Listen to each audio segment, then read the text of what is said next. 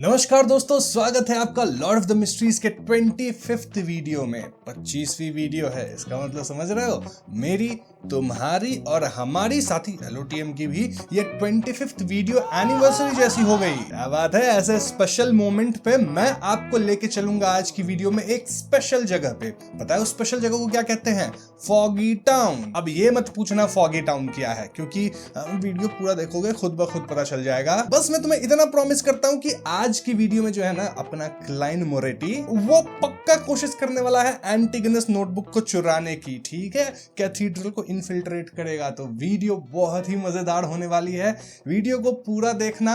And 25th anniversary है तो कुछ अच्छे अच्छे कमेंट्स भी कर देना, टारगेट वगैरह पूरे कर देना, है कि नहीं? वैसे आपको याद है कि नहीं पिछली वीडियो में क्या हुआ था? क्लाइन और एल्गर गए थे प्रिमिटिव आइलैंड पे बहुत ही खतरनाक तरीके का एक्सप्लोरेशन करने, और वहां से हमें बहुत ही गजब की नॉलेज मिली थी। लिटरली जो ओरिजिनल क्रिएटर थे, ट्रू क्रिएटर नहीं, ओरिजिनल क्रिएटर, उनके बारे में था। देन कुछ लोग खा रहे थे लाश को, याद है कि नहीं? वो सब फिर से रिपीट नहीं करूंगा। बट उस वीडियो के अंदर हम ये भी देखे थे कि एडवेंचर फाइनली एंड हो गया था और प्रिमिटिव आइलैंड गायब ही हो गया था। तो ये वीडियो ठीक वहीं से शुरू होगी, यानी कि क्लाइन रिटर्न कर गया है एडवेंचर के बाद, एंड ऑफ कोर्स वो बैकलैंड में रिटर्न किया है एज ड्वेन डांटिस। एंड बैकलैंड में वो अपनी जगह पे अरोडेस को रखा था, हमेशा उसी को रखता है। एंड इस टाइम अरोडेस कुछ नहीं किया, इधर उधर आराम से सो रहा था, कोई भी डिस्टर्ब भी नहीं करने आया क्लाइन को। And Arrodes was good. Now Arrodes कहता है कि जब तक मैं यहाँ सो रहा था कुछ भी अनयूजुअल नहीं हुआ, लेकिन एक लेडी थी जो कि आपके घर के बाहर से निकली है, और वो जो है ना घर को बहुत ही गौर से पीप करके देखी है। क्लाइन पूछता है ये कौन सी लेडी थी? तो अरोडेस एक अपने मिरर के अंदर ही एक फोटो बना के दिखाता है, एंड मिरर में फोटो था डैली सिमोन का। याद है ना डैली? ठीक है, फर्स्ट बुक में डैली काफी ज्यादा थी, नाइट हॉक्स की पार्ट थी वो उस टाइम पे। बट क्वेश्चन इज कि डैली आखिर क्यों ड्वेन डांटिस के घर में देख रही थी? अब इस बारे में ड्वेन डांटिस को सोचना होगा, लेकिन अभी नहीं, अभी पहले अरोडेस को बाय बाय किया जाए, क्योंकि अपने क्लाइन मोरेटी यानी ड्वेन डांटिस के पास लिटरली टायरेंट कार्ड है। ठीक है, ब्लास्फेमी कार्ड है, टायरेंट वाला। और भैया इस कार्ड को स्टडी करके आज के आज ही सील करना होगा, वरना लॉ ऑफ कन्वर्जेंस के हिसाब से बड़े बड़े उस पाथवे के लोग जो है ना अट्रैक्ट हो जाएंगे इधर, क्लाइन की लंका लग जाएगी। हाँ, क्लाइन अरोडेस को भेजने के बाद धीरे से मतलब सांस लेता है, फिर वो अपना हाथ उठाया, अपनी उंगली को स्नैप किया ऐसे, ठीक है, ताकि वो कैंडल जला ले। ये सब कर पाता है क्लाइन। उसके बाद उसने अपने अंदर के डर को दबाते हुए सेनोर को कंट्रोल किया, एंड 2 और कैंडल्स निकालकर सैक्रिफिशियल रिचुअल जो होता है वो सेटअप किया। इस तरीके से उसने उस स्टेप को स्किप कर दिया जहां उसे फ्लेम के थ्रू रियल वर्ल्ड में समनिंग का रिस्पॉन्स देना पड़ता है। जब सब कुछ तैयार हो गया तो क्लाइन ने बड़े मुश्किल से अपना शरीर मोड़ा और अपना सर झुका लिया। उसने कैंडल की रोशनी की तरफ देखा भी नहीं और पूरी गंभीरता के साथ द फूल का ऑनरिफिक नेम जपने लगा। याद है ना, चांट पूरा। क्लाइन सिर्फ अपनी इच्छा शक्ति के बल पे यानी अपनी विल पावर पे वो आखिरकार रिचुअल पूरा किया और सारे आइटम सैक्रिफाइस करके उन्हें ग्रे फॉग के ऊपर भेज दिया। सबसे सेफ जगह वही है। इसके बाद क्लाइन गहरी सांस लेता है, काउंटर क्लॉकवाइज 4 बार गया, एंड खुद भी ग्रे फॉग के ऊपर पहुंच गया, क्योंकि अब एनालाइज करना है ना, क्या क्या आइटम मिला है, माल मिला है, सबको एनालाइज करेंगे। टायरेंट कार्ड सबसे इंपॉर्टेंट माल है। हाँ, क्लाइन तुरंत कुर्सी पे बैठा, टायरेंट कार्ड को उठाया और उसको एक्टिवेट किया। एक्टिवेट करते ही उसे सीक्वेंस 9 से सीक्वेंस 0 सब कुछ मिल गया। इसका जानना चाहते हो?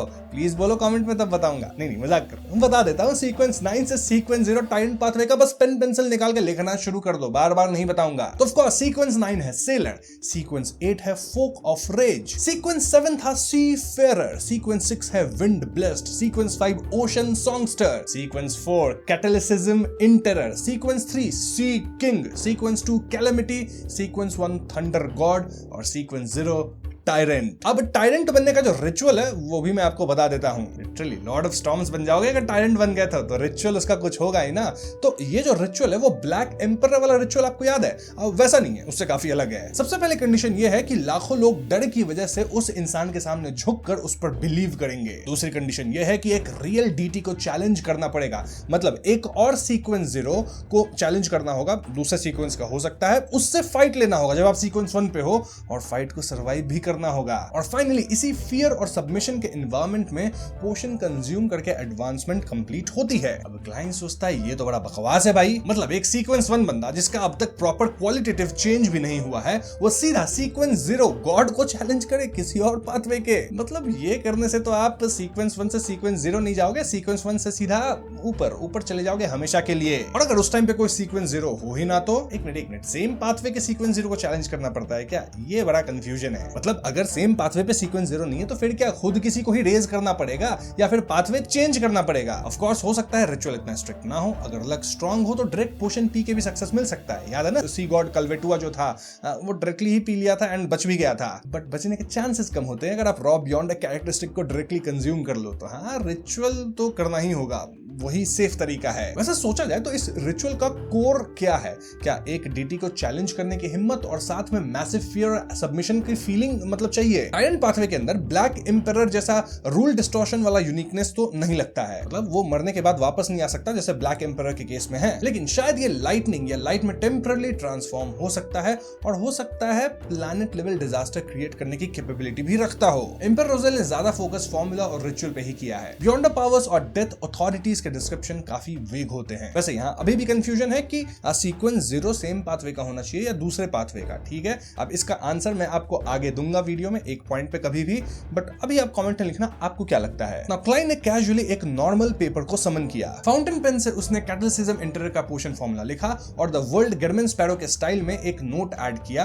कि उस पिक्चर के बारे में याद मत करना। ऑफ कोर्स ये एल्गर को भेज रहा है क्योंकि उससे डील हुई थी ना कि सीक्वेंस 4 का मैं तुम्हें दे दूंगा, और ये वार्निंग भी एल्गर के लिए ही थी क्योंकि मिस्टिकल वर्ल्ड में सीक्वेंस 0 से रिलेटेड चीजों को कैजुअली लेना डेंजरस होता है। इवन अगर लॉजिक के अगेंस्ट हो फिर भी कॉशन जरूरी है। सिर्फ इसलिए कि उन्होंने वो पिक्चर प्रिमिटिव आइलैंड पे देखी और डिस्कस की, इसका मतलब ये नहीं कि बाहर वो सेफ हैं। अगर बार बार याद किया सेम चीज को तो किसी दिन लक ऐसा हो सकता है ना कि ऊपर से लाइटनिंग गिर जाए सर पे, या फिर कोई अनएक्सप्लेन्ड प्रॉब्लम से ब्रेन एन्यूरिज्म हो जाए, या सीधा सनलाइट के हीट स्ट्रोक में आप खत्म हो जाए। मतलब कौन आपको कब कहां कैसे निपटा देगा इस दुनिया में समझ भी नहीं आएगा। ठीक है, तो ज्यादा जो सीक्वेंस 0 से रिलेटेड चीज है उसके करीब ना जाए, भूल के रखे उसे। नाउ एल्गर बनने वाला है सीक्वेंस 4 व्हिच वाज कैटाक्लिज्म इंटरर, राइट? वही था ना। हाँ, तो उसका जो रिचुअल है वो उतना ही डेंजरस है। ये अर्थक्वेक्स और सुनामीज ट्रिगर करता है और जो एडवांस कर रहा है उसे इसी इन्वायरमेंट में पोशन को कंज्यूम करके एंड तक सर्वाइव करना होता है। नाउ क्लाइंट ने पेपर फोल्ड करके साइड में रख दिया और टायरेंट कार्ड को भी स्टोर कर दिया। फिर उसने डिविनेशन से कंफर्म किया कि जो 3 बियॉन्ड कैरेक्टरिस्टिक उसने लिए हैं जो वहां से उठाया था उस प्रिमिटिव आइलैंड से,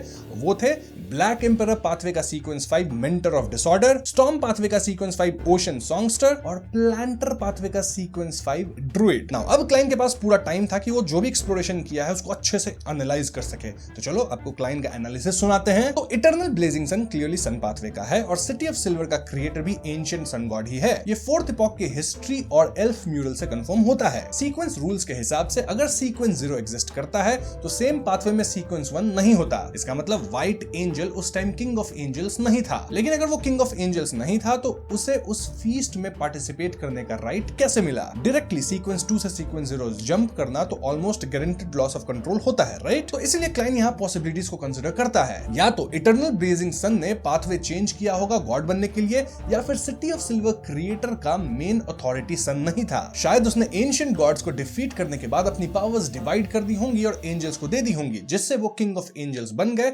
इसीलिए म्यूरल्स और बाद में जो नाम स्प्रेड हुए वो सिर्फ ये दिखाता है कि कभी उसके पास सन अथॉरिटी थी, ना कि हमेशा थी। वैसे एक और पॉसिबिलिटी है कि क्रिएटर के पास एबिलिटी थी कि वो सेम पाथवे के सीक्वेंस 2 को डायरेक्टली सीक्वेंस 1 बना सके। अब ना फोकस फिर से शिफ्ट होता है कैथीड्रल और म्यूरल्स पे। सिचुएशन काफी कॉम्प्लेक्स थी, इसलिए क्लाइंट ने गोट स्किन निकाला और सारे पॉइंट्स लिखने लगा ताकि कनेक्शन को समझ सके। समझ रहे हो, मूवी में होता है ना ऐसे ऐसे पॉइंट जोड़ता है, वैसा ही कुछ करना होगा। मन में नहीं कर सकते हर कुछ। क्लाइंट सोचता है कि ये जो प्रिमिटिव आइलैंड था वो किलिंगोस और मिस्टर हैंगमैन ने डिस्कवर किया था। किलिंगोस को ट्वाइलाइट अर्मिट ऑर्डर ने मिशन दिया था बैकलैंड जाकर ड्यूक नीगन को असैसिनेट करने का, याद है ना फर्स्ट बुक, बट वो मिस्टर अजिक के हाथ से मारा गया था और उसी से क्लाइंट का रोला बना था। किलिंगोस ने मिस्टर हैंगमैन को बताया था कि रूइन के अंदर एक ऐसा आइटम है जो रोजेल के टैरो कार्ड से कम नहीं है, लेकिन सिर्फ सीक्वेंस 5 ही उसे ला सकता है। बाद में उसने क्रीपिंग हंगर लिया और पायरेट एडमिरल बन गया, मतलब उसकी स्ट्रेंथ जो थी वो सीक्वेंस 5 के बराबर हो गई। टायरेंट कार्ड अभी भी कैथीड्रल के कैटाकॉम्स में था। तो क्या किलिंगोस ने दोबारा कभी ट्राई नहीं किया या फिर दोबारा ट्राई किया और फेल हो गया? मतलब कि ये जो कैथीड्रल है ये किसी ऐसे एग्जिस्टेंस ने बनाया जो एंशिएंट सन गॉड को वर्शिप करता था। और म्यूरल्स क्लियरली दिखाता है कि कैटाक्लिज्म से पहले के गॉड का डार्क हिस्ट्री क्या था, और ये सब एंशिएंट सन गॉड के साइड से डिपिक्ट किया गया है। सो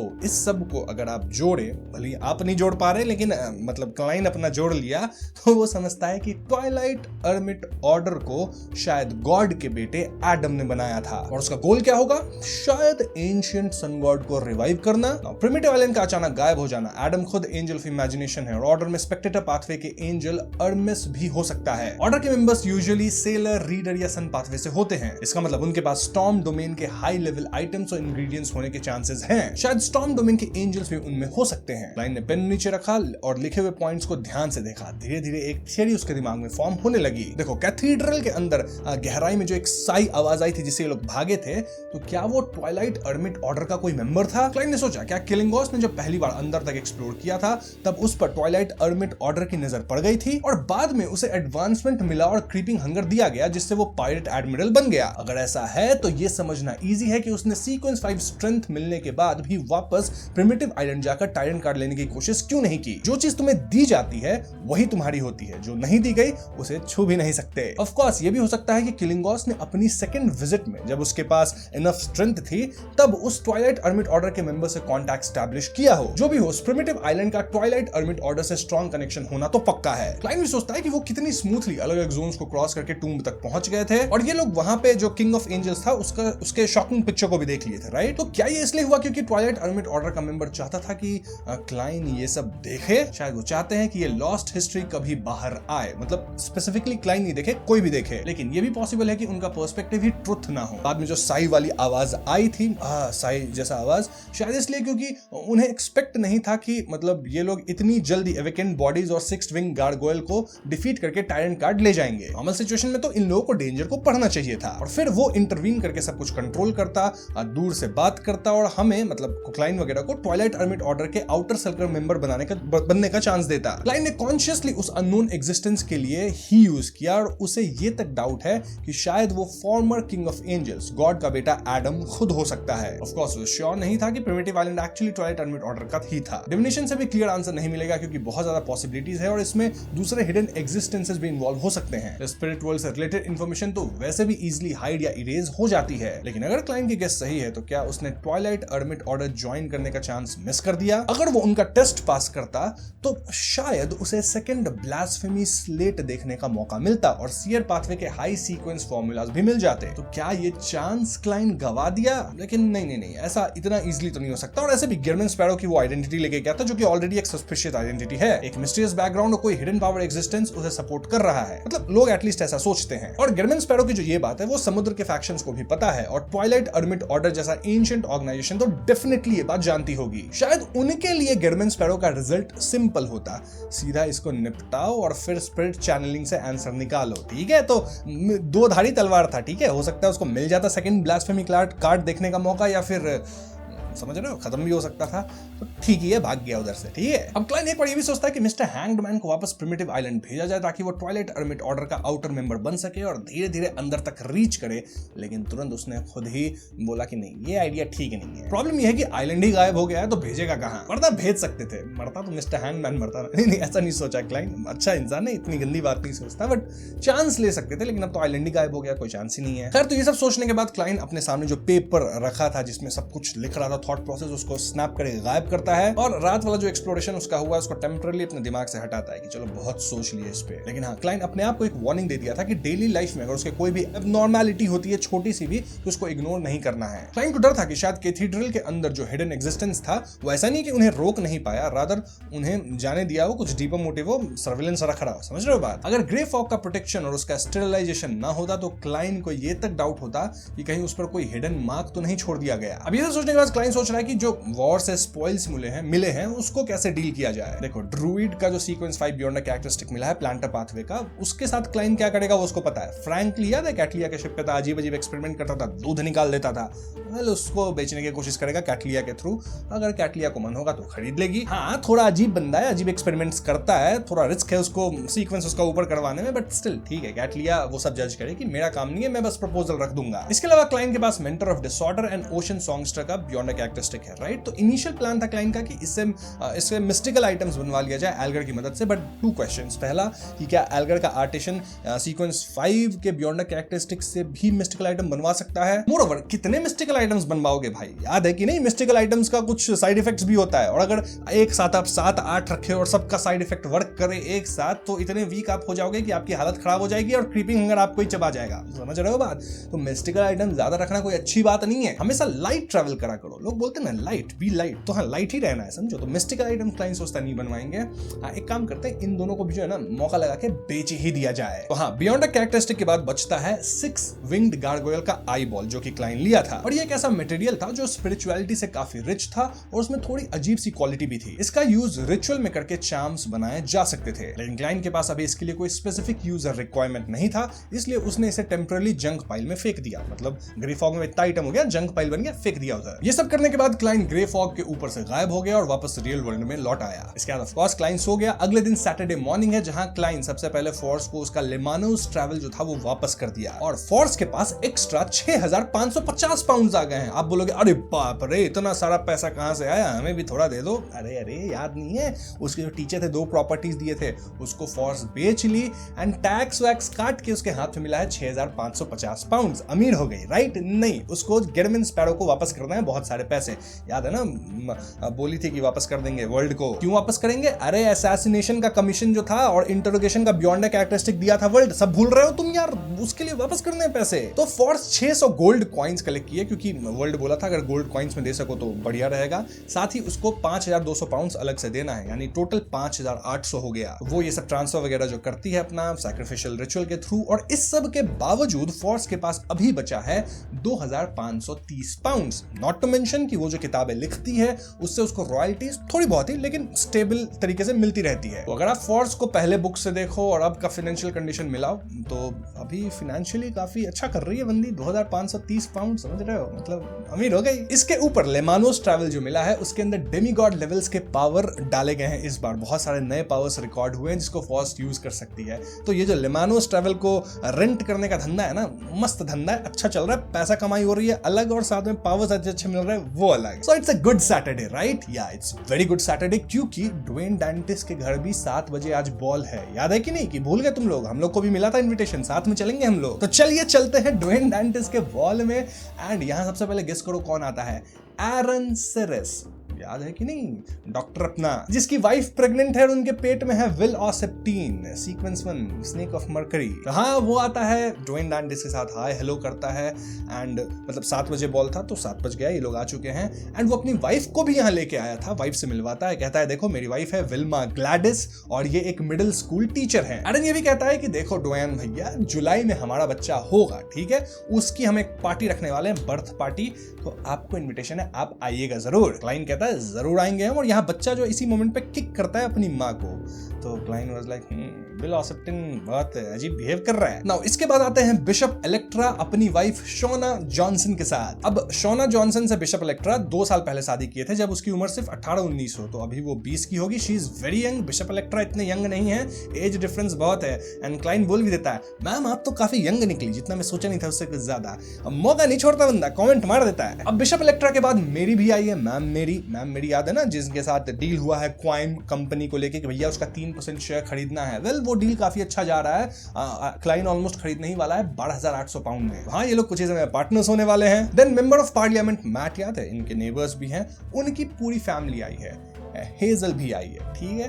तो वो जो हेजल याद है ना, थोड़ा घमंड रखती है, बार बार जा रही थी सुअर्स के अंदर, लेकिन क्लाइंट एक बार पजेस्ट किया, उसके बाद से नहीं गई है। जो भी हो, इन सब के बीच थोड़ी गपशप होती है। इनके अलावा और भी बहुत सारे गेस्ट्स हैं, किन किन के बारे में मैं आपको बताऊं। जितना मेन थे, जिनको हम जानते हैं अच्छे से, उनके बारे में मैंने आपको बता दिया। और यहाँ बड़ी लोगों से बड़ी वाली बातें होती हैं, सब अमीर लोग एक साथ जुड़े हैं इस तरह से हंसते हुए अच्छी बड़ी बड़ी बातें कर रहे हैं, ऐसी बातें जो कि हमारे समझ से बाहर की है, क्योंकि हम लोग अमीर हैं नहीं, हम लोग गरीब लोग हैं। वैसे अगर मेरे सब्सक्राइबर में कोई ऐसा अमीर बंदा है जिसके पास करोड़ों का संपत्ति है, तो बता देना कमेंट्स में, तुमको मैं पर्सनल मैसेज करके बता दूंगा कि अमीर लोग आखिर क्या बात कर रहे थे, शायद तुम समझ जाओ। ये सब तुम ही समझोगे, तुम अमीर हो। अगर कोई है ऐसा तो कमेंट में बताना, लेकिन अमीर होके भी रह तो तुम गए सिंगल ही। खैर, तो क्लाइंट सबको इनवाइट, मतलब सब लोग जो आ गए हैं पार्टी में, सबको थैंक यू बोलता है पार्टी में आने के लिए। पार्टी में फूड भी है एंड अब उसको डांस करना होगा, क्योंकि यहाँ का रूल है, आप पार्टी जो होस्ट करता है उसको फर्स्ट 3 डांसेस तो करने ही होते हैं, पहले वही शुरू करता है डांस। अब क्लाइंट को डांस के लिए एक पार्टनर भी चाहिए, किसी से तो पूछना होगा, और सिंस क्लाइंट अनमैरिड है और अगर वो किसी ऐसे पार्टनर को चूज करता है जो कि अनमैरिड है तो काफी सजेस्टिव सा लगेगा कि क्लाइंट शायद उसको पसंद करता है। गॉसिप होगी, खुसपुस, ये सब नहीं करना, ठीक है, ये सब नहीं करना है। तो क्लाइंट को बहुत समझदारी से अपना पार्टनर चूज करना होगा जिससे वो डांस के लिए पूछेगा, और इसलिए क्लाइंट बिना गिल्ट के ऑरिया नाम की लेडी की तरफ बढ़ा। और ये लेडी एक विडो थी जो बैकलैंड के हाई सोसाइटी के कई लोगों के साथ अच्छे रिलेशंस रखती थी। इस सर्कल में उसकी काफी अच्छी स्टेटस थी, लेकिन ऑब्वियसली दूसरी लेडीज उसे पसंद नहीं करती थी। जितनी भी थोड़ी बहुत स्टैंडिंग वाली वुमेन थी वो उसे नीचा समझती थी। फिर भी ऑरिया के फेमिनिन चार्म और उसके ओवरऑल बीइंग काफी इंप्रेसिव था। सबसे ज्यादा नोटिसेबल उसका फिगर था जिसमें स्ट्रॉन्ग इल्यूरिंग कर्व्स थे। ये लिखा है लिटरली बुक में, वही मैं बोल रहा हूँ, ठीक है, समझ जाओ कैसे फिगर थे। सब अच्छा सा फोटो बनाना है। अगर उसका फेस सिर्फ थोड़ा सा अबव एवरेज ना होता तो क्लाइंट को शक हो जाता कि शायद वो एक डीमनेस हो सकती है। मतलब फेस थोड़ा सा अबव एवरेज ही है, लेकिन overall she is very good looking. हाँ, क्लाइंट जाता है ऑरिया के पास, कहता है can I have the pleasure to dance with you, और वो भी कहती है the pleasure is all mine. ऐसा नहीं कहती है, वो कुछ ऐसा बोली थी कि आप जैसे जेंटलमैन को कौन मना कर सकता है। और याद रहे क्लाइंट वहां से डांस अच्छा सीख लिया है तो अपने डांसिंग स्किल्स को फ्लॉन्ट करता है। दोनों डांस करना शुरू करते हैं। फर्स्ट डांस तो होस्ट को ही करना होगा, करना शुरू किया क्लाइंट डांस। सब लोग अप्रिशिएट कर रहे हैं। इनके बीच, मतलब ऑरिया और क्लाइंट के बीच थोड़ी फ्लर्टे बातें भी हो रही है एंड इट्स ऑल गुड। अब ये सब डांस करते करते क्लाइंट साइड आई से देखता है कि एरन सिरिस है ना, अपने डॉक्टर, उनकी जो वाइफ है विल्मा, वो आइसक्रीम जैसे ही लाया गया तुरंत आइसक्रीम की तरफ भागी। याद है ना, विल ऑसेप्टिन को आइसक्रीम बहुत पसंद है। अब विल्मा आइसक्रीम लेती है और वो नोटिस करती है कुछ लेडीज जो थी वो गॉसिप कर रही थी, कुछ हंस रही थी, तो एंड फिर चली गई। तो विल्मा एक वहां पे लेडी खड़ी थी, उससे पूछती है कि ये लोग क्या गॉसिप कर रही थी, मुझे भी जानना। ऑफ कोर्स लेडीज को जानना होता है कि क्या गॉसिप चल रहा है, मतलब एटलीस्ट एलओटीएम के वर्ल्ड में, रियल वर्ल्ड का नहीं पता मेरे को, trying to be safe here. तो हाँ, विल्मा वहां खड़े एक लेडी से पूछती है कि क्या गॉसिप था, एंड वो लेडी बोलती है मुझे नहीं पता, मैं सबकी पार्ट नहीं हूं। अब इतना प्राइड किसके अंदर होगा? ऑफ कोर्स हेजल में। तो वो हेजल ही थी जिससे विल्मा पूछ रही थी। नाउ क्लाइंट को मैंडेटरली फर्स्ट 3 डांसेस करने पड़ते हैं, लेकिन क्लाइंट के मुंह से जो है ना, मतलब सलाइवा निकल रहा था, क्योंकि फूड बढ़िया बढ़िया सर्व हो रहा था, बन रहा था, उसको भी खाना था। तो हाँ, जैसे ही उसका डांस खत्म हुआ फटाफट वो गया खाने। और क्लाइंट के पास डेथ नेल भी रखे हुए था, अपना पिस्टल। उसका साइड इफेक्ट याद है ना, प्यास लगता है। तो क्लाइंट पानी भी गट पी गया, और पानी बहुत पीने के बाद आपको लग जाती है नंबर 1, तो नंबर 1 भी क्लाइंट को लगा है। तो क्लाइंट को अब जाना है नंबर 1, लेकिन वो मन ही मन सोच रहा है कि विल ऑसेप्टिन आखिर इस पार्टी में आया क्यों? मतलब विल्मा आई है, बट विल ऑसेप्टिन चाहता तो अपनी मां को कन्विंस कर सकता था पेट के अंदर से ही कि पार्टी में मत जाओ। वो कन्विंस नहीं किया, यानी वो जानबूझ के पार्टी में आया है क्योंकि शायद उसको क्लाइंट से बातें करनी है। तो पहले मैं नंबर 1 जाऊं या फिर विल ऑसेप्टिन का वेट करूं कि वो मुझसे बात करे? बहुत ही दुविधा है मित्रों। अब इसी दुविधा में क्लाइंट जैसे ही मिरर की तरफ देखता है, उसकी स्पिरिचुअल परसेप्शन एक्टिवेट हो गई। पता नहीं मिरर में कब एक काला सा कुछ तो देखने लगा, मतलब जो कि शैडोज से कवर्ड था, और इसलिए अंदर का कुछ क्लियर डिटेल नहीं दिख रहा था, लेकिन कुछ तो था। बस इतना समझ आ रहा था कि अंदर एक चाइल्ड सिल्वर सिल्क में रैप्ड है। उस चाइल्ड ने एक क्लियर वॉइस में कहा कि उसकी फेट थोड़ी सी डेविएट हो गई है। ऑफ कोर्स ये विल ऑसेप्टिन है जो कि क्लाइंट से बात करना चाहता है। क्लाइंट का सोचना सही था। नाउ विल ऑसेप्टिन की बात सुन के क्लाइंट तुरंत टेंस हो गया और उसने पूछा कि क्या हुआ, क्यों मेरी फेट थोड़ी सी डेविएट हो गई है। इनफैक्ट फॉर्म में विल ऑसेप्टिन ने थोड़ा सा स्कॉफ करते हुए बोला कि उसे खुद से पूछना चाहिए, और इतना हिंट दिया कि शायद उसका सामना किसी एंजल से हुआ है। क्लाइंट ने तुरंत प्रिमिटिव आइलैंड वाली इंसिडेंट याद किया और उसका डाउट स्ट्रांग हो गया कि वहां जो साई किया था बंदा, शायद वो कोई एंजल हो। और क्लाइंट यहाँ तुरंत पूछता है कि क्या एंजल्स उसकी यूनिकनेस को देख सकते हैं। क्लाइंट बताता है कि उसकी पहले ऑरेंज लाइट से बात हुई थी, याद है ना, 3rd बुक के अंदर, जहां क्लाइंट को पता चला था कि सिर्फ कुछ high level spirit world creatures या फेट से रिलेटेड बियॉन्डर्स ही क्लाइंट की यूनिकनेस को नोटिस कर सकते हैं, वो भी क्लोज कॉन्टैक्ट में आने के बाद। अब विल ऑसेप्टिन बच्चे के फॉर्म में अपना थंब सक करते हुए कहता है कि शायद नहीं, क्योंकि क्लाइंट डेंजरस नहीं है। उसने भी ऐड किया कि सिर्फ क्लाइंट ही यूनिक नहीं है, बल्कि उसके आसपास या उसके कॉम्पेनियंस के पास भी ऐसे आइटम्स हो सकते हैं जो किसी पावरफुल बीइंग का अटेंशन अट्रैक्ट करते हैं। ये सुनकर क्लाइंट का दिमाग फास्ट चलने लगा और उसे रियलाइज हुआ कि शायद उसने कुछ इंपॉर्टेंट चीज इग्नोर कर दी थी। उसे टायरेंट याद आया कि प्रिमिटिव आइलैंड एक्सप्लोरेशन के वक्त वो ब्राजील्स ट्रैवल साथ ले गया था, एक ऐसी किताब जो ancient God dragon of imagination ankle belt ने बनाई थी। अगर आइलैंड का कनेक्शन ट्वाइलाइट हर्मिट ऑर्डर से है तो वहां का एंजल या एडम जैसा बीइंग इस बुक में इंटरेस्ट रखता सकता होगा। क्लाइंट ने अंदाजा लगाया कि शायद इसी वजह से उसे टायरेंट कार्ड लेने दिया गया और उसे आगे एक्सप्लोर करने से रोक दिया गया। क्लाइंट तुरंत विल ऑसेप्टिन से पूछता है कि सिचुएशन को हैंडल कैसे करे। विल ऑसेप्टिन ने कामली जवाब दिया कि कुछ करने की जरूरत नहीं है, लॉन्ग टर्म में ये बेनिफिशियल हो सकता है, लेकिन बीच में थोड़ी ट्रबल आ सकती है। उसने कैजुअली ऐड किया कि क्लाइंट पे ऑलरेडी इतने प्रॉब्लम्स हैं कि एक और ऐड हो जाए तो कोई फर्क नहीं पड़ता। ये सिर्फ एक वार्निंग थी ताकि वो फ्यूचर में केयरफुल रहे। क्लाइंट ने इंटरनली सोचा कि जब प्रॉब्लम ज्यादा हो जाती है तो इंसान उन्हें इग्नोर कर देता है और शायद ये सिचुएशन फ्यूचर में अपॉर्चुनिटीज भी क्रिएट करे। फिर क्लाइंट ने अपने फ्रेंड के लिए पूछा जो मिथिकल क्रीचर का ब्लड चाहता था। याद है ना, वो पूरा ट्रांजैक्शन हो रहा है तो विल को ही वो ब्लड देना है। तो इस पे विल ऑसेप्टिन सरकास्टिकली बोलता है कि उसे बहुत चीजें चाहिए, जैसे डाई ऑफ प्रोबेबिलिटी को हैंडल करने का तरीका या औरोबोरोस को खत्म करना। अगर ये सब क्लाइंट उसके लिए कर सकता है तो उसको जितना ब्लड चाहिए उतना दे देगा भैया विल ऑसेप्टिन। कर सकता है क्या? क्लाइंट सोचता है कि नहीं, ये सब तो पॉसिबल नहीं है, कुछ और चीज सोचते हैं। इसके बाद विल ऑसेप्टिन ने एक और हिंट दिया। उसने बोला कि आज के बॉल में एक एरोगेंट लेडी है जिसमें कुछ गड़बड़ है और अगर चांस मिले तो उससे बात करते हुए टॉपिक को ड्रीम्स की तरफ ले जाना। क्लाइंट तुरंत समझ गया एरोगेंट लेडी एक ही है, हेजल, उसी के बारे में बात चल रही होगी। ठीक है, तो मतलब उसी से बात करना होगा क्लाइंट को और ड्रीम वाली टॉपिक पे बात करना होगा। ठीक है, तो जब विल ऑसेप्टिन के जाने वाला था तो क्लाइंट ने जल्दी से पूछ लिया कि फ्यूचर में इमरजेंसी में अगर उसे विल ऑसेप्टिन को कांटेक्ट करना होगा तो कैसे करेगा, क्योंकि पेपर जो क्रेन है जिसमें वो यूजुअली लिख के करता है वो ऑलमोस्ट फटने वाला, ऑलमोस्ट क्या फट चुका है, ऑलमोस्ट एक बार और मैक्सिमम यूज होगा। विल यहाँ थोड़ा सरकास्टिक रिप्लाई दिया कि वो अपनी मदर के वूम में रहकर पेपर क्रेन बना दे क्या। फिर विल कहता है कि अगर उसे क्लाइंट से मिलना होगा ना तो वो ड्रीम्स के थ्रू कभी भी आ सकता है और अगर क्लाइंट को कोई अर्जेंट हेल्प कभी चाहिए तो उसे उसके फादर के पास जाना चाहिए। फिर विल ऑसेप्टिन कहता है कि वो एक अनबॉर्न फीटस है और उसे ज्यादा स्लीप चाहिए, बाकी बातें फ्यूचर के लिए छोड़ दिए जाए। हाँ, विल ऑसेप्टिन भी मतलब है बहुत ही थोड़ा बदमाश टाइप का, ठीक है, बहुत सरकास्टिक जवाब देता है, लेकिन हेजल को बोल रहा है रूड है, खुद भी रूड है बंदा। वैसे रूड होना बनता है, अगर आप सीक्वेंस 1 पे बैठे हो तो थोड़ा सा रूडनेस तो होना चाहिए। मैं सीक्वेंस 1 पे होता मैं इससे ज्यादा रूड होता है। तो हाँ, विल के जाने का टाइम हो गया, लेकिन जैसे ही विल जाने वाला था उसने अचानक रुक कर एक और बात बोली। विल ऑसेप्टिन ने कैजुअली बोला कि आइसक्रीम बहुत ज्यादा मीठी है। ये सुनकर क्लाइंट एक सेकंड के लिए कंफ्यूज हो गया, मतलब ये क्या बात हुई, और फिर विल ऑसेप्टिन मिरर से गायब हो गया। तो इसके बाद क्लाइंट रियल वर्ल्ड में लौटकर रिचर्डसन को बुलाया और बोला कि किचन में जाकर आइसक्रीम की स्वीटनेस कम करने को कह दो। रिचर्डसन ने बिना सवाल किए ऑर्डर फॉलो किया, लेकिन बाद में उसे रियलाइज हुआ कि मिस्टर ड्वेन डैंटिस ने अभी तक आइसक्रीम टेस्ट ही नहीं की थी। फिर उन्हें कैसे पता चला कि आइसक्रीम थोड़ी ज्यादा मीठी है। बट देन रिचर्डसन सोचा कि ड्वेन डैंटिस सर को किसी गेस्ट ने ये बात बताई होगी। इसके बाद क्लाइंट ने कामली टेबल से कुछ फूड लिया। जब वो देसी रोस्टेड फिश सेलेक्ट कर रहा था उसने विल्मा ग्लैडिस को स्वीट आइस टी लेते हुए देखा। क्लाइंट ने स्माइल के साथ एक्सप्लेन किया कि ये साउथ का स्वीट आइस टी है और कैजुअली उसके टमी की तरफ देखकर बोला कि चाइल्ड काफी ओबीडिएंट लग रहा है। विल्मा ने स्माइल करते हुए जवाब दिया कि मोस्टली ठीक है, लेकिन कभी कभी रात में मूवमेंट होती है। ये सुनकर क्लाइंट को सडनली रियलाइजेशन होता है कि शायद वही टाइम होता है जब विल उससे कम्युनिकेट करता है, तभी ये मूवमेंट वगैरह होता है, मतलब इसका भी रीजन मैं ही हूँ। उसके माथे पर हल्का सा स्वेट आ गया, लेकिन उसने इग्नोर करते हुए अपना फोकस प्लेट पे शिफ्ट कर दिया। अब जब नेक्स्ट डांस शुरू होती है तो क्लाइंट ने अपना प्लेट और कप को साइड में रखा और वो हेजल की तरफ देखा। वो धीरे से उसके पास गया, बाउ किया और पोलाइटली पूछा कि क्या वो उसके साथ डांस करेगी। हेजल ने कामली जवाब दिया कि प्लेजर इज ऑल माइन, मैं आपके साथ डांस करूंगी। अब डांस शुरू होने वाला है क्लाइंट और हेजल का, लेकिन बातें बहुत इंटरेस्टिंग होगी। चलो बताते हैं क्या बातें होंगी। तो हाँ दोस्तों, क्लाइंट और हेजल डांस करना शुरू करते हैं और क्लाइंट को याद था कि ड्रीम्स के बारे में बात करना है हेजल से, तो क्लाइंट यहाँ नाइटमेयर्स की बातें शुरू करता है।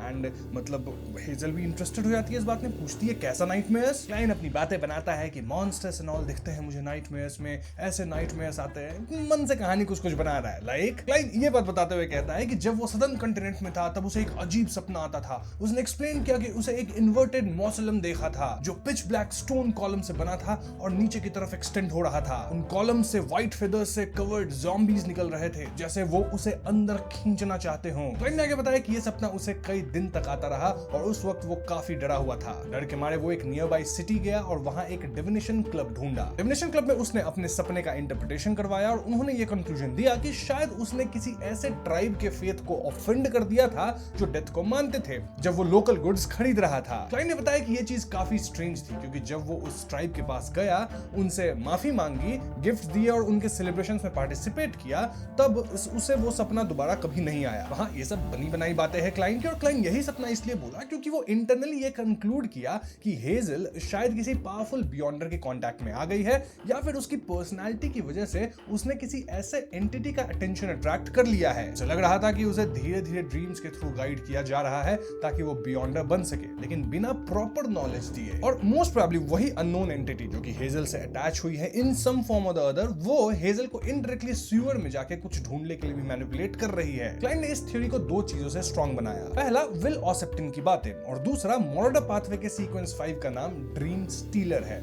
ऐसा पॉसिबल ही नहीं है कि उसके पास सिर्फ एक एबिलिटी हो, यानी सिर्फ किसी एक्शन के इंटेंट को स्टील करना। इसका मतलब उसके पास और भी डीपर और कॉम्प्लेक्स पावर्स होंगे जो इस सिचुएशन को एक्सप्लेन कर सकते हैं। एंड एज एक्सपेक्टेड जो हेजल थी वो बहुत ही ध्यान से क्लाइन की बातें सुन रही थी, मतलब ड्वेन डांटिस की। जो भी हो, यहाँ इनका डांस कहीं ना कहीं खत्म होता है और उसके बाद क्लाइन जाके इलेक्ट्रा से बात करता है। एंड क्लाइन यहाँ इलेक्ट्रा से कहता है कि देखो इलेक्ट्रा बिशप जी, मैं क्वाइन कंपनी के 3% शेयर्स खरीदने वाला हूँ, तो इससे कुछ लोग ऑफेंड हो सकते हैं। तो इलेक्ट्रा कहते हैं don't worry, goddess will be with you. वहां पार्टी को छोड़ो, अब आते हैं हम शाओ और फोर्स पे। इन दोनों की आपस में बातें चल रही होती है, नॉट इंपॉर्टेंट, लेकिन इन बातों में एक जो बात इंपॉर्टेंट थी वो मैं आपको बता देता हूं, विच वाज कि शाओ जो थी वो हाफ आर्बिटर बॉर्न हुई थी। खैर फोर्स यहाँ शाओ को एक गिफ्ट देती है। क्या गिफ्ट देगी? ऑफ कोर्स इंटरोगेटर का beyond characteristic. And Shao was like कि ये तो बहुत वैल्यूएबल गिफ्ट है। फोर्स कहती है रख ले, फ्यूचर में कुछ भी मैटर्स होगा ना तुमको मैं ट्रबल करूंगी ही, और इसे एडवांस बर्थडे प्रेजेंट मान लो। वैसे बर्थडे शाओ का 6 महीने के बाद है, बट हाँ ठीक है, एडवांस बर्थडे प्रेजेंट हो गया। तो हाँ, शाओ काफी खुश है। एंड वो MI9 वाले एजेंट के साथ एक काम करती है ना, जो कि मास्क वगैरह लगा के आता है, गोल्डन सा, तो वो सब तो चल ही रहा है उसका। एंड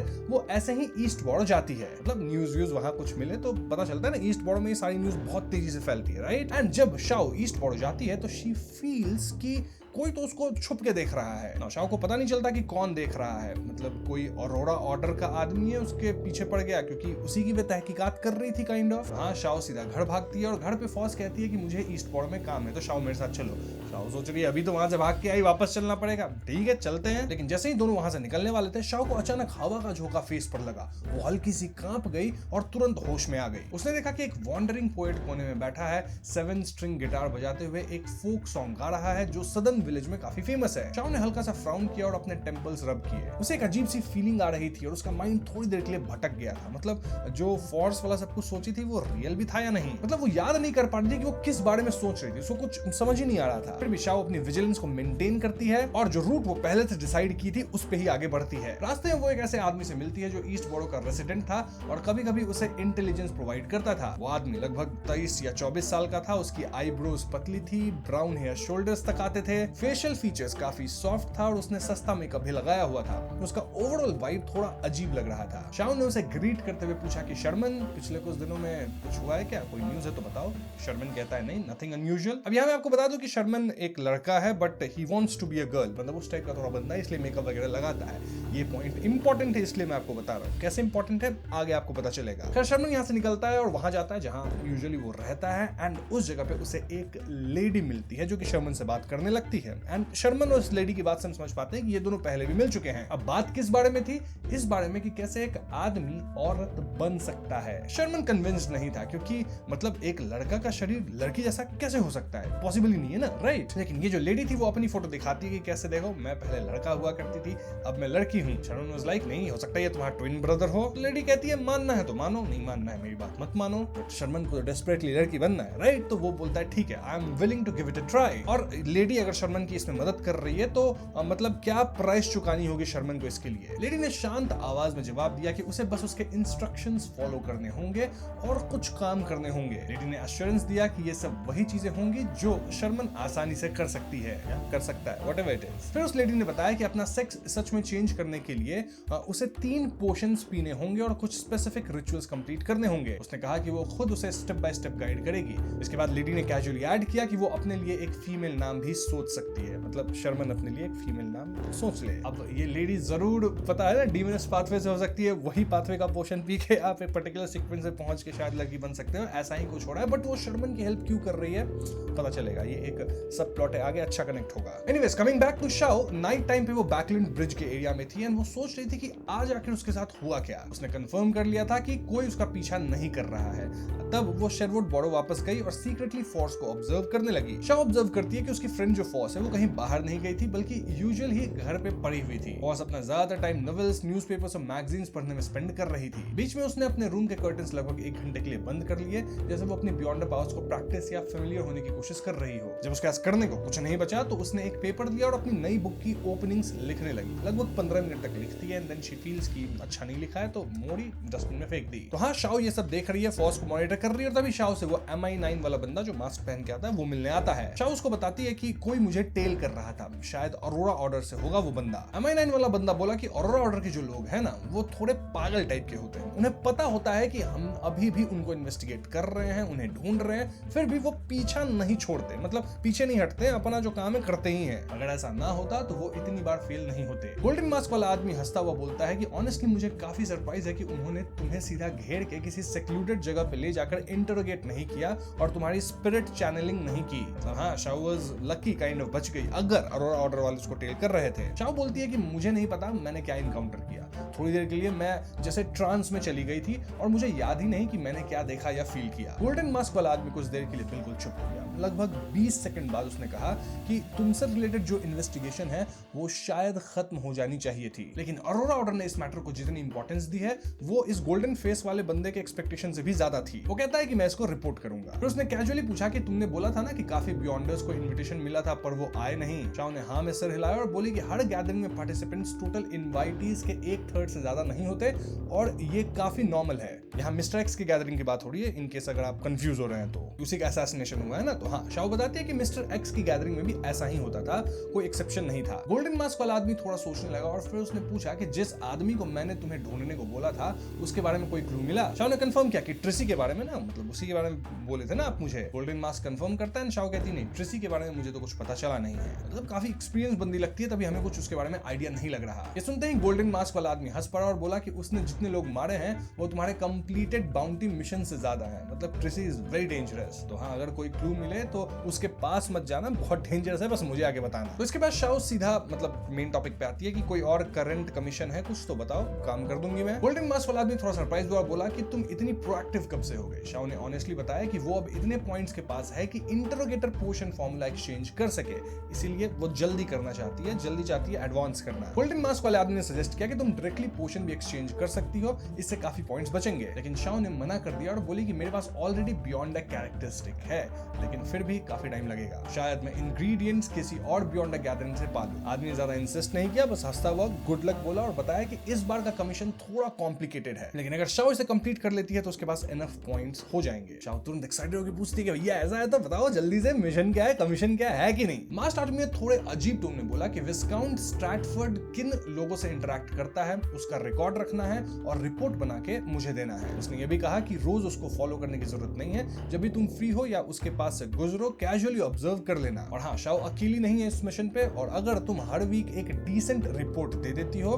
तो उससे तुम्हारा कंट्रीब्यूशन काउंट हो जाएगा और ये प्रोसेस हर वीक रिपीट हो सकता है। अब विस्काउंट स्ट्रैटफोर्ड का नाम सुनते ही शाओ फिर से थोड़ी देर के लिए ब्लैंक हो गई, लेकिन इस बार उसे रीजन पता था, क्योंकि ये वही विस्काउंट था जो रॉयल गार्ड्स का कैप्टन है और कभी उसके फादर का डिप्यूटी रह चुका है। खुद को संभालते हुए शाओ ने कहा कि ठीक है, मैं नोट करूंगी कि विस्काउंट स्ट्रैटफोर्ड किन लोगों से मिलता है। गोल्डन मास्क वाला आदमी ने उसकी स्टेट नोटिस की और बोला कि एक और मिशन भी है। चर्च ऑफ एवनाइट के रेड ग्लव्स कुछ इन्वेस्टिगेट कर रहे हैं जो न्यूमिनस एपिस्कोपेट से रिलेटेड है, और अगर कोई भी रेलेवेंट इन्फो मिले तो तुरंत मुझे बताना। शाओ शॉर्ट में रिप्लाई देती है हाँ, लेकिन वो थोड़ी सी इमोशनल हो गई थी अपने डैड वाले कनेक्शन को लेकर। कुछ सेकंड्स के लिए गोल्डन मास्क वाला आदमी भी चुप रहा, फिर वो डायरेक्टली शाओ से पूछ लेता है कि तुम MI9 ज्वाइन करना चाहती हो? मतलब ज्वाइन करने के बाद भी तुम अपनी करंट आइडेंटिटी मेंटेन कर सकती हो और ईस्ट बॉर्डर में एक्टिव रह सकती हो। शाओ 2 सेकंड के लिए शॉक हो गई और वो तुरंत डिसीजन ले ही नहीं पाई। तो इस पे आदमी बोलता है हंस के कोई जल्दी नहीं है, आराम से सोचना है इस बारे में, ठीक है? इनफैक्ट जब तुम इंटरोगेटर बन जाओ तब अपना आंसर मुझे दे देना। इतना कहकर वो धीरे धीरे पीछे हटा और एली के दूसरे एंड के शैडोज में गायब हो गया। तो यस, ये शाओ का पूरा चल रहा है एक साइड प्लॉट जो कि अच्छा कनेक्ट होगा, ध्यान रखना इस चीज को।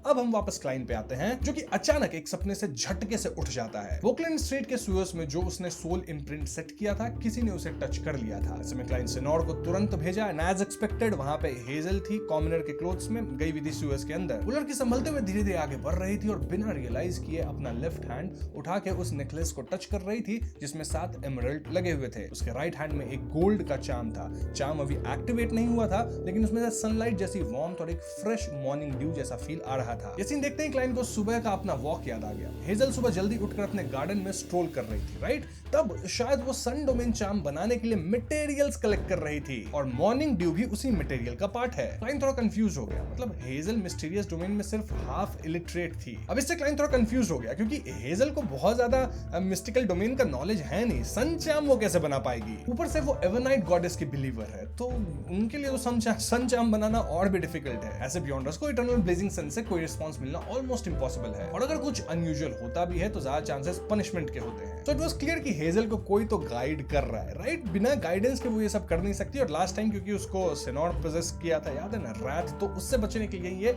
चार्म बनाई है। क्लाइंट ने सोचा कि हेजल ने अभी तक सीरियस में ज्यादा डिगिंग नहीं की, इसीलिए जो बियॉन्डर उसे ड्रीम्स के थ्रू गाइड कर रहा है वो एंग्शियस हो गया है, इसलिए उसने हेजल को ड्रीम में सन डोमेन चार्म्स बनाना सिखा दिया होगा। फिर क्लाइंट के दिमाग में एक और थॉट आया, मोराडा पाथवे का हाई सीक्वेंस रिप्रेजेंटेटिव एमोन, जिसे ब्लास्फेमर भी कहते हैं, तो क्या इसका मतलब है कि इस पाथवे के लोग किसी स्टेज पर दूसरे डेटीज के बिलीवर बनकर उनके डिफेंसेस बाईपास कर सकते हैं, मतलब रिस्पॉन्स ले सकते हैं और अलग अलग चार्म्स बना सकते हैं? ये उनके टिपिकल स्टाइल से मैच करता है। सिनोड की विजन यूज करते हुए क्लाइंट हेजल को सीओस के अंदर गहरा जाते हुए देख रहा था। अपने स्पिरिचुअल इंट्यूशन के बेसिस पर क्लाइंट ने जज किया कि ये सन डोमेन चार्म एक रैथ को टारगेट कर सकता है, लेकिन ये इतना पावरफुल नहीं है कि सीक्वेंस 5 को सीरियसली थ्रेटन कर सके। मैक्सिमम ये थोड़ा डैमेज दे सकता है क्योंकि हेजल के पास हाई लेवल मटेरियल्स लाने का कोई तरीका नहीं था। इसके बावजूद क्लाइंट ने अपने रैथ को दोबारा हेजल पर पोजेस नहीं करवाया, क्योंकि उसे डर था कि जो बियॉन्डर हेजल को इन्फ्लुएंस कर रहा है वो अलर्ट हो जाएगा। क्लाइंट ने डिसाइड किया कि कल के टैरो गैदरिंग के बाद शायद उसे मोराडा पाथवे का कोई लो लेवल आइटम मिल जाएगा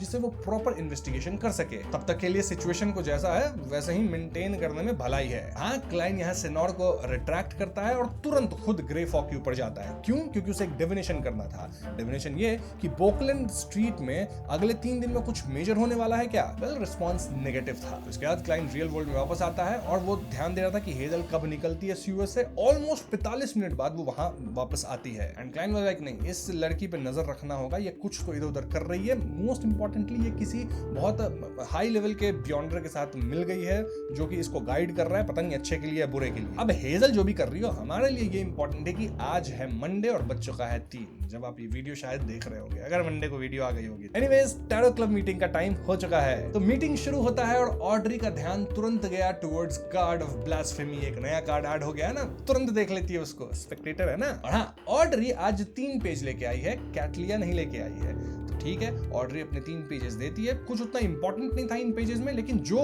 पार्ट इंपॉर्टेंट है वो मैं आपको बताता हूं। लेकिन उससे पहले मैं आपको ये बता दूं कि ऑड्री ये पेजेस जो है वो Leon relic search and preservation foundation से लेके आई है, क्योंकि उसकी वो फाउंडर एंड स्पॉन्सर है ना, तो इसको इजीली वो कॉपी कर पाई पेज के मतलब कंटेंट को। वहां क्लाइंट डायरी रीडिंग स्टार्ट करता है जिसमें कुछ ऐसा लिखा था। तो एम्परर रोजेल लिखे थे कि चर्च से मिली इंफॉर्मेशन के हिसाब से ऐसे मॉन्स्टर्स वाकई एग्जिस्ट करते हैं जो सोल लेवल पे स्टिच्ड होते हैं। जब हाई सीक्वेंस बियॉन्डर्स मर जाते हैं तो उनके बियॉन्डर कैरेक्टरिस्टिक में उनकी सोल का इम्प्रिंट रह जाता है। ये इम्प्रिंट काफी पावरफुल और रेजिलिएंट होता है और हो सकता है कि सदियों तक, मतलब कि 1000 साल के बाद भी कंप्लीटली डिसिपेट ना हो। लेकिन जब ये बियॉन्डर कैरेक्टरिस्टिक किसी ऑब्जेक्ट के साथ कंबाइन होकर मिस्टिकल आइटम बन जाते हैं तो उन्हें यूज करने के लिए एक काफी सिमिलर सोल चाहिए होता है। अगर ऐसा नहीं हो तो नेगेटिव इफेक्ट्स बहुत ज्यादा डेंजरस हो जाते हैं। इसी तरह जब इन्हें पोशन के मेन इंग्रेडिएंट के रूप में यूज किया जाता है तो कंज्यूमर का सोल बॉडी भी स्ट्रांग होना चाहिए, वरना फेलियर का रिस्क जो है वो बहुत ज्यादा होता है। मिस्टिसिज्म में एडवांसमेंट फेल होने का मतलब अक्सर लॉस ऑफ कंट्रोल या सीधा मौत हो सकता है। सिर्फ कुछ लकी लोग ही सर्वाइव करते हैं और किसी तरह बैलेंस मेंटेन कर पाते हैं। यह भी सुना गया है कि कुछ स्पेशल सील्ड आर्टिफैक्ट्स ऐसे होते हैं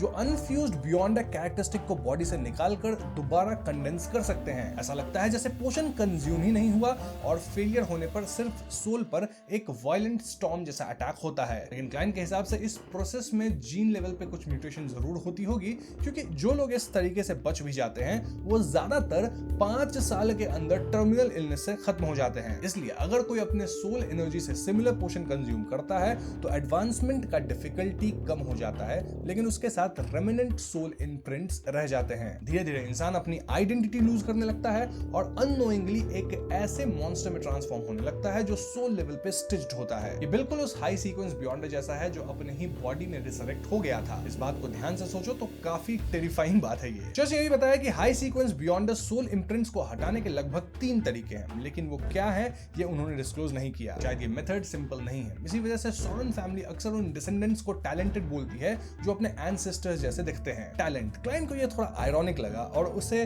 फ्लोरेन के लिए थोड़ी सिंपैथी भी महसूस हुई। क्लाइंट ने सोचा कि सोल लेवल पे स्टिच्ड मॉन्स्टर्स और हाई सीक्वेंस सोल इम्प्रिंट्स का कॉन्सेप्ट काफी अलार्मिंग है। हाई सीक्वेंस पोशन के साथ ये प्रॉब्लम नेचुरली आती है। शायद चर्चेस के पास इसको हैंडल करने के तरीके होंगे क्योंकि उनके पास एंजल्स और ग्रेड 0 सील्ड आर्टिफैक्ट्स की कमी नहीं होती। वो बियॉन्ड द कैरेक्टरिस्टिक को तोड़कर दोबारा कंडेंस करके एक प्यूरिफाइड वर्जन बना सकते हैं, लेकिन पुरानी नोबेल फैमिलीज इतनी लकी नहीं होती। शायद उनके पास अब एंजल्स का प्रोटेक्शन नहीं है और ग्रेड 0 सील्ड आर्टिफैक्ट भी सिर्फ एक या दो ही होंगे, राइट? वो भी इजीली यूज किए जा नहीं सकते। ऊपर से हर आर्टिफैक्ट का अलग फंक्शन होता है, तो जरूरी नहीं कि वो इस प्रॉब्लम के लिए यूजफुल हो ही। ये सब डायरी में लिखा था जो कि क्लाइंट पढ़ा एंड कुछ बातें जो मैं आपको बताया हूं वो क्लाइंट खुद से सोचा। तो क्लाइंट यहाँ ऑड्री से कहता है ठीक है डायरी तो मैं पढ़ लिया, तुम 3 पेज लाइयो, बदले में एक्सचेंज में चाहिए क्या? और ऑड्री तुरंत बोलती है वो न्यू कार्ड है, वो कार्ड ऑफ ब्लास्फेमी है। तो मेरे को समझ में आ गया कौन सा है। क्लाइंट कहता है टायरेंट। ऑड्री कहती है शिट, मैं सोच रही थी अगर मेरे पाथवे का होता मजा ही आ जाता। वैसे ये हैंगमैन बहुत लकी है, उसके पाथवे का कार्ड ऑफ ब्लास्फेमी मिल गया। अब यहाँ सब लोग अलग अलग बात सोच रहे हैं। लाइक कैटलिया सोच रही है कि मिस्टर फूल कहीं टायरेंट पाथवे के गॉड को ही ओवरथ्रो करने का प्लान तो नहीं कर रहे। मतलब सी गॉड कैलवेटुआ को भी शायद यही निपटाए थे,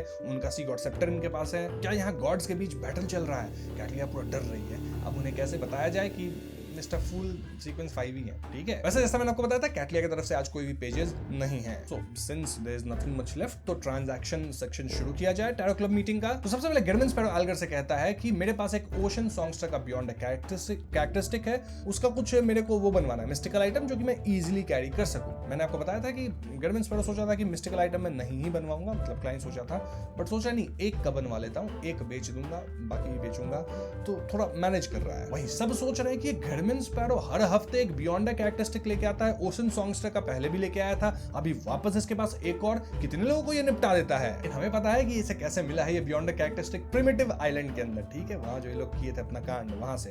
तो एल्गर को ये बात पता है। एल्गर कहता है ठीक है मैं बनवा दूंगा। अब एल्गर इतनी कैजुअली बोला मैं बनवा दूंगा तो सबको शक हुआ कि एक मिनट ये एल्गर और गिरमिन स्पैरो के बीच किसी तरह का डील हुआ है क्या? सोच तो सही रहे सब लोग, डील नहीं हुआ है, लेकिन दोनों मिलकर प्रिमिटिव आइलैंड को एक्सप्लोर किए थे। अब फोर्स है या फिर अपना एमलिन वाइट है या डेरिक, ये लोग गधे हैं, इन लोगों को समझ नहीं आता ज्यादा, लेकिन ऑड्री और कैटलिया बहुत स्मार्ट है, राइट? तो इन दोनों को डाउट हुआ कि मिस्टर वर्ल्ड और मिस्टर हैंगमैन ने चुपके से मिलकर कुछ डील या कोऑपरेशन तो किया है। ये बात ऑड्री के उस बिलीफ से मैच करती है कि हैंगमैन को पता है कि card of blasphemy actually tyrant card है, क्योंकि ऑड्री सोच रही थी, क्योंकि जब मिस्टर फूल बताते हैं कि ये कार्ड टायरेंट कार्ड है, कार्ड ऑफ ब्लास्फेमी, तो सब लोग शॉक में थे एक्सेप्ट फॉर हैंगमैन, यानी उसे पहले से पता था।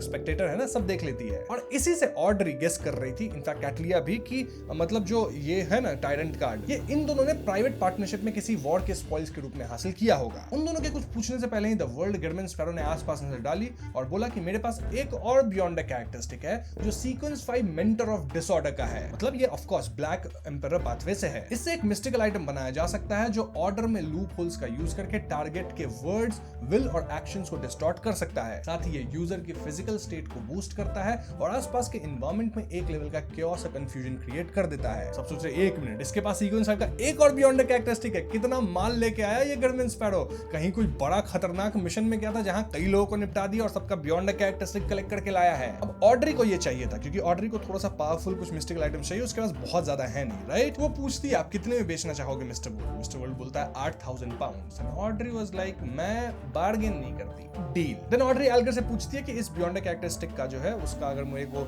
बनवाना है एक मिस्टिकल आइटम, उसका कितना लगेगा? एल्गर बोला 1500 एंड ऑड्री बोली डील। हाँ, ऑड्री का हर चीज सेट हो गया है। इसके बाद गिरमिन स्पैरो शो ऑफ करने के लिए बोल देता है, मतलब द वर्ल्ड है अपना वो, कि मेरे पास एक और सीक्वेंस 5 का बियॉन्ड द कैरेक्टरिस्टिक है फ्रॉम प्लांटर पाथवे ड्रुइड। इसके पावर्स को एक्सप्लेन नहीं किया गिरमिन स्पैरो, क्योंकि ये बोल के वो कैटलिया की तरफ देख रहा था कि तुम्हारे यहाँ फ्रैंकली है, उसके लिए लेके आया हूँ, चाहिए? और कैटलिया भी समझ गई हाँ ये फ्रैंकली के लिए ही लाया है। वैसे कैटलिया खुद कंफ्यूज्ड है कि फ्रैंकली को साला दिया जाए ये चीज या नहीं, उसको एडवांस कराया जाए या नहीं, बहुत डेंजरस चीज है। बट स्टिल कैटलिया पूछ लेती है वर्ल्ड से कि क्या कॉस्टिंग रहेगा इसका।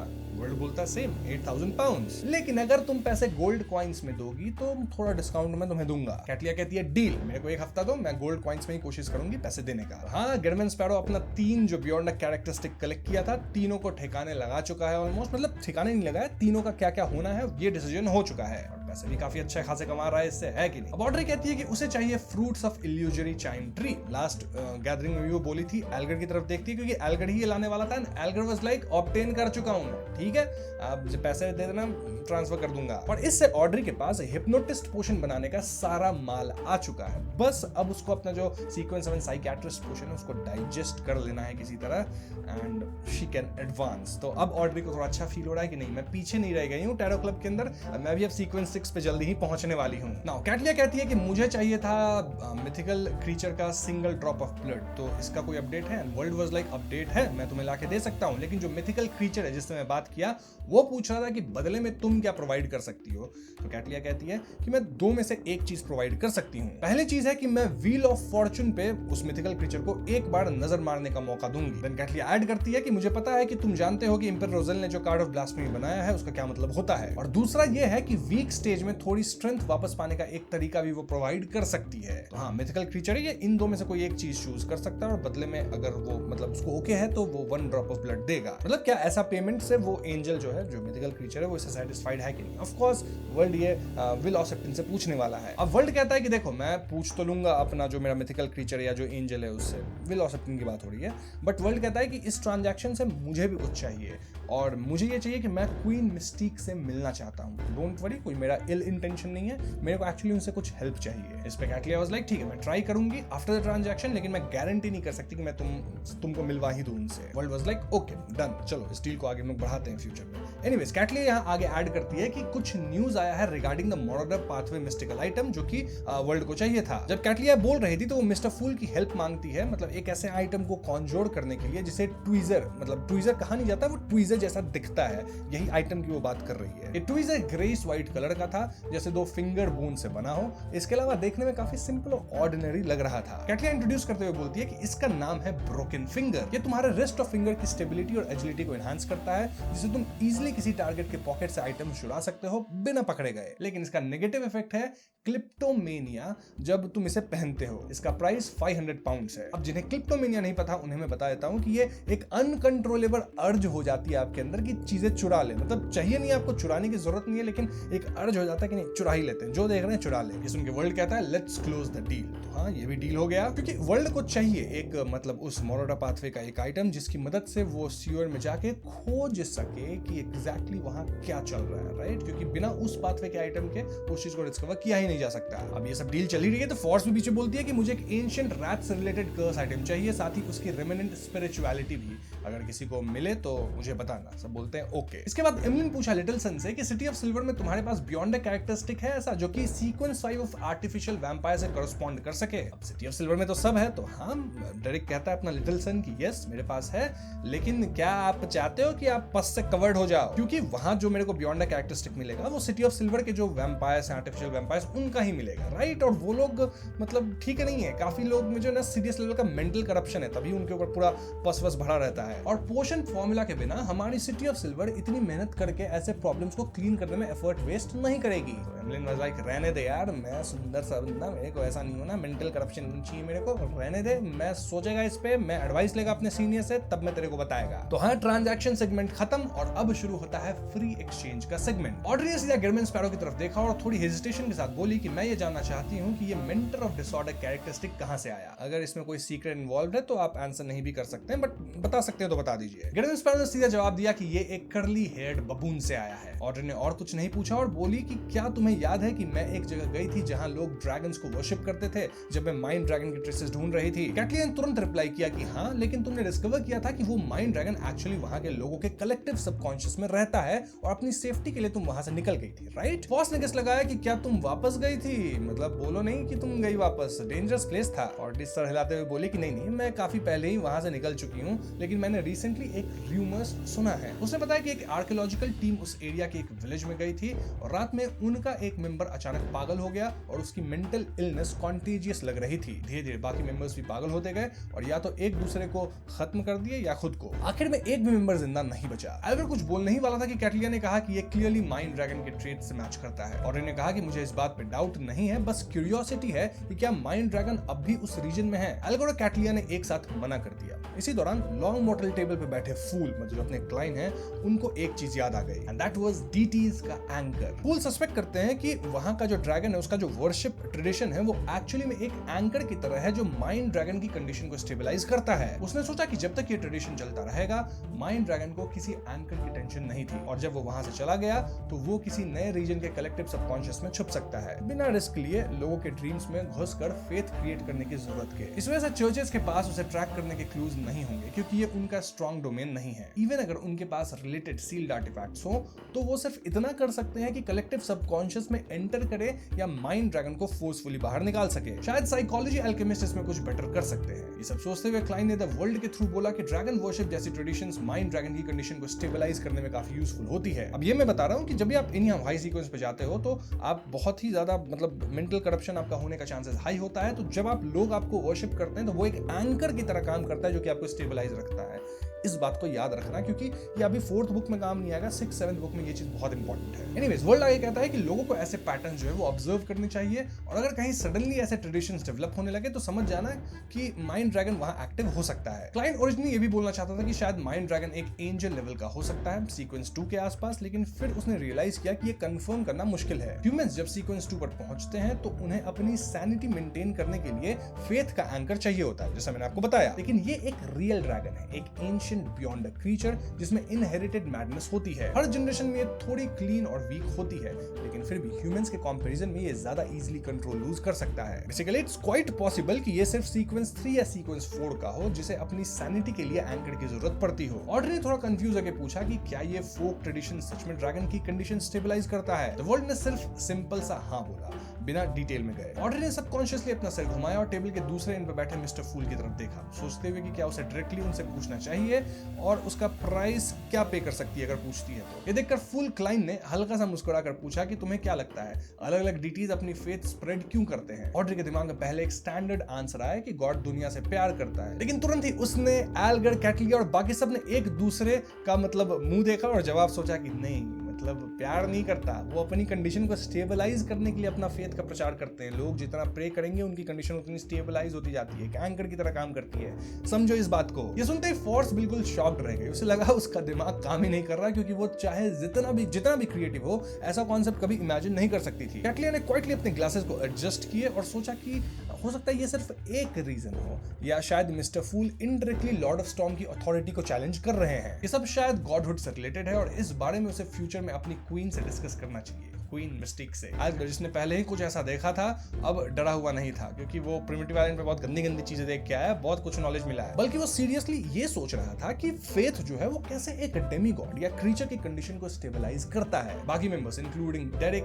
काफी डर गए थे। उन्हें लगा कि ये सब सुनना ही एक तरह का सैक्रिलेज है, मतलब ब्लास्फेमस काम है, इसलिए ना वो इस पर डीपली सोच पा रहे थे और ना ही कुछ बोलने की हिम्मत कर पा रहे थे। ये सिर्फ इविल गॉड जैसे टू क्रिएटर तक लिमिटेड बात नहीं थी, इसका डायरेक्ट कनेक्शन 7 ऑर्थोडॉक्स डीटी से और सिटी ऑफ सिल्वर के क्रिएटर के एग्जिस्टेंस से भी था। फुल क्लाइंट ने इसके बाद कुछ नहीं बोला, बस सबको चुप रहने दिया, खुद बिल्कुल काम और रिलैक्स्ड दिख रहा था। लगभग 10 सेकंड बाद ऑड्री ने फोर्स स्माइल के साथ बोला कि उसने रिसेंट में बस इतना ही इनकाउंटर किया है। इसका मतलब था कि अब बाकी लोग अपनी बात शेयर कर सकते हैं। अब फॉर्स और एमलिन के पास तो ऐसा कुछ था नहीं शेयर करने लायक, तो दोनों ने सिर्फ सर हिलाया और मना कर दिया कि हमारे पास नहीं। हाँ, एमलिन अंदर ही अंदर अपनी हंटिंग कंपटीशन वाली जीत फ्लॉन्ट करना चाहता था, जिसमें उसे एंसेस्टर्स का बनाया हुआ रिंग मिला था, लेकिन वो खुद को रोक लिया कि नहीं, अभी नहीं बोलूंगा ये बात। अब एल्गर यहाँ गिरमिन स्पैरो की तरफ देखा, थोड़ा सोचा एंड देन पूछा कि क्या वो पिक्चर सबके साथ शेयर कर दूं। उसका मानना था कि वो पिक्चर आफ्टरनून टाउन और जायंट किंग्स कोर्ट से रिलेटेड कुछ इंपॉर्टेंट चीज को से मतलब डायरेक्टली जुड़ी हो सकती है, और अगर सन को पहले से पता हो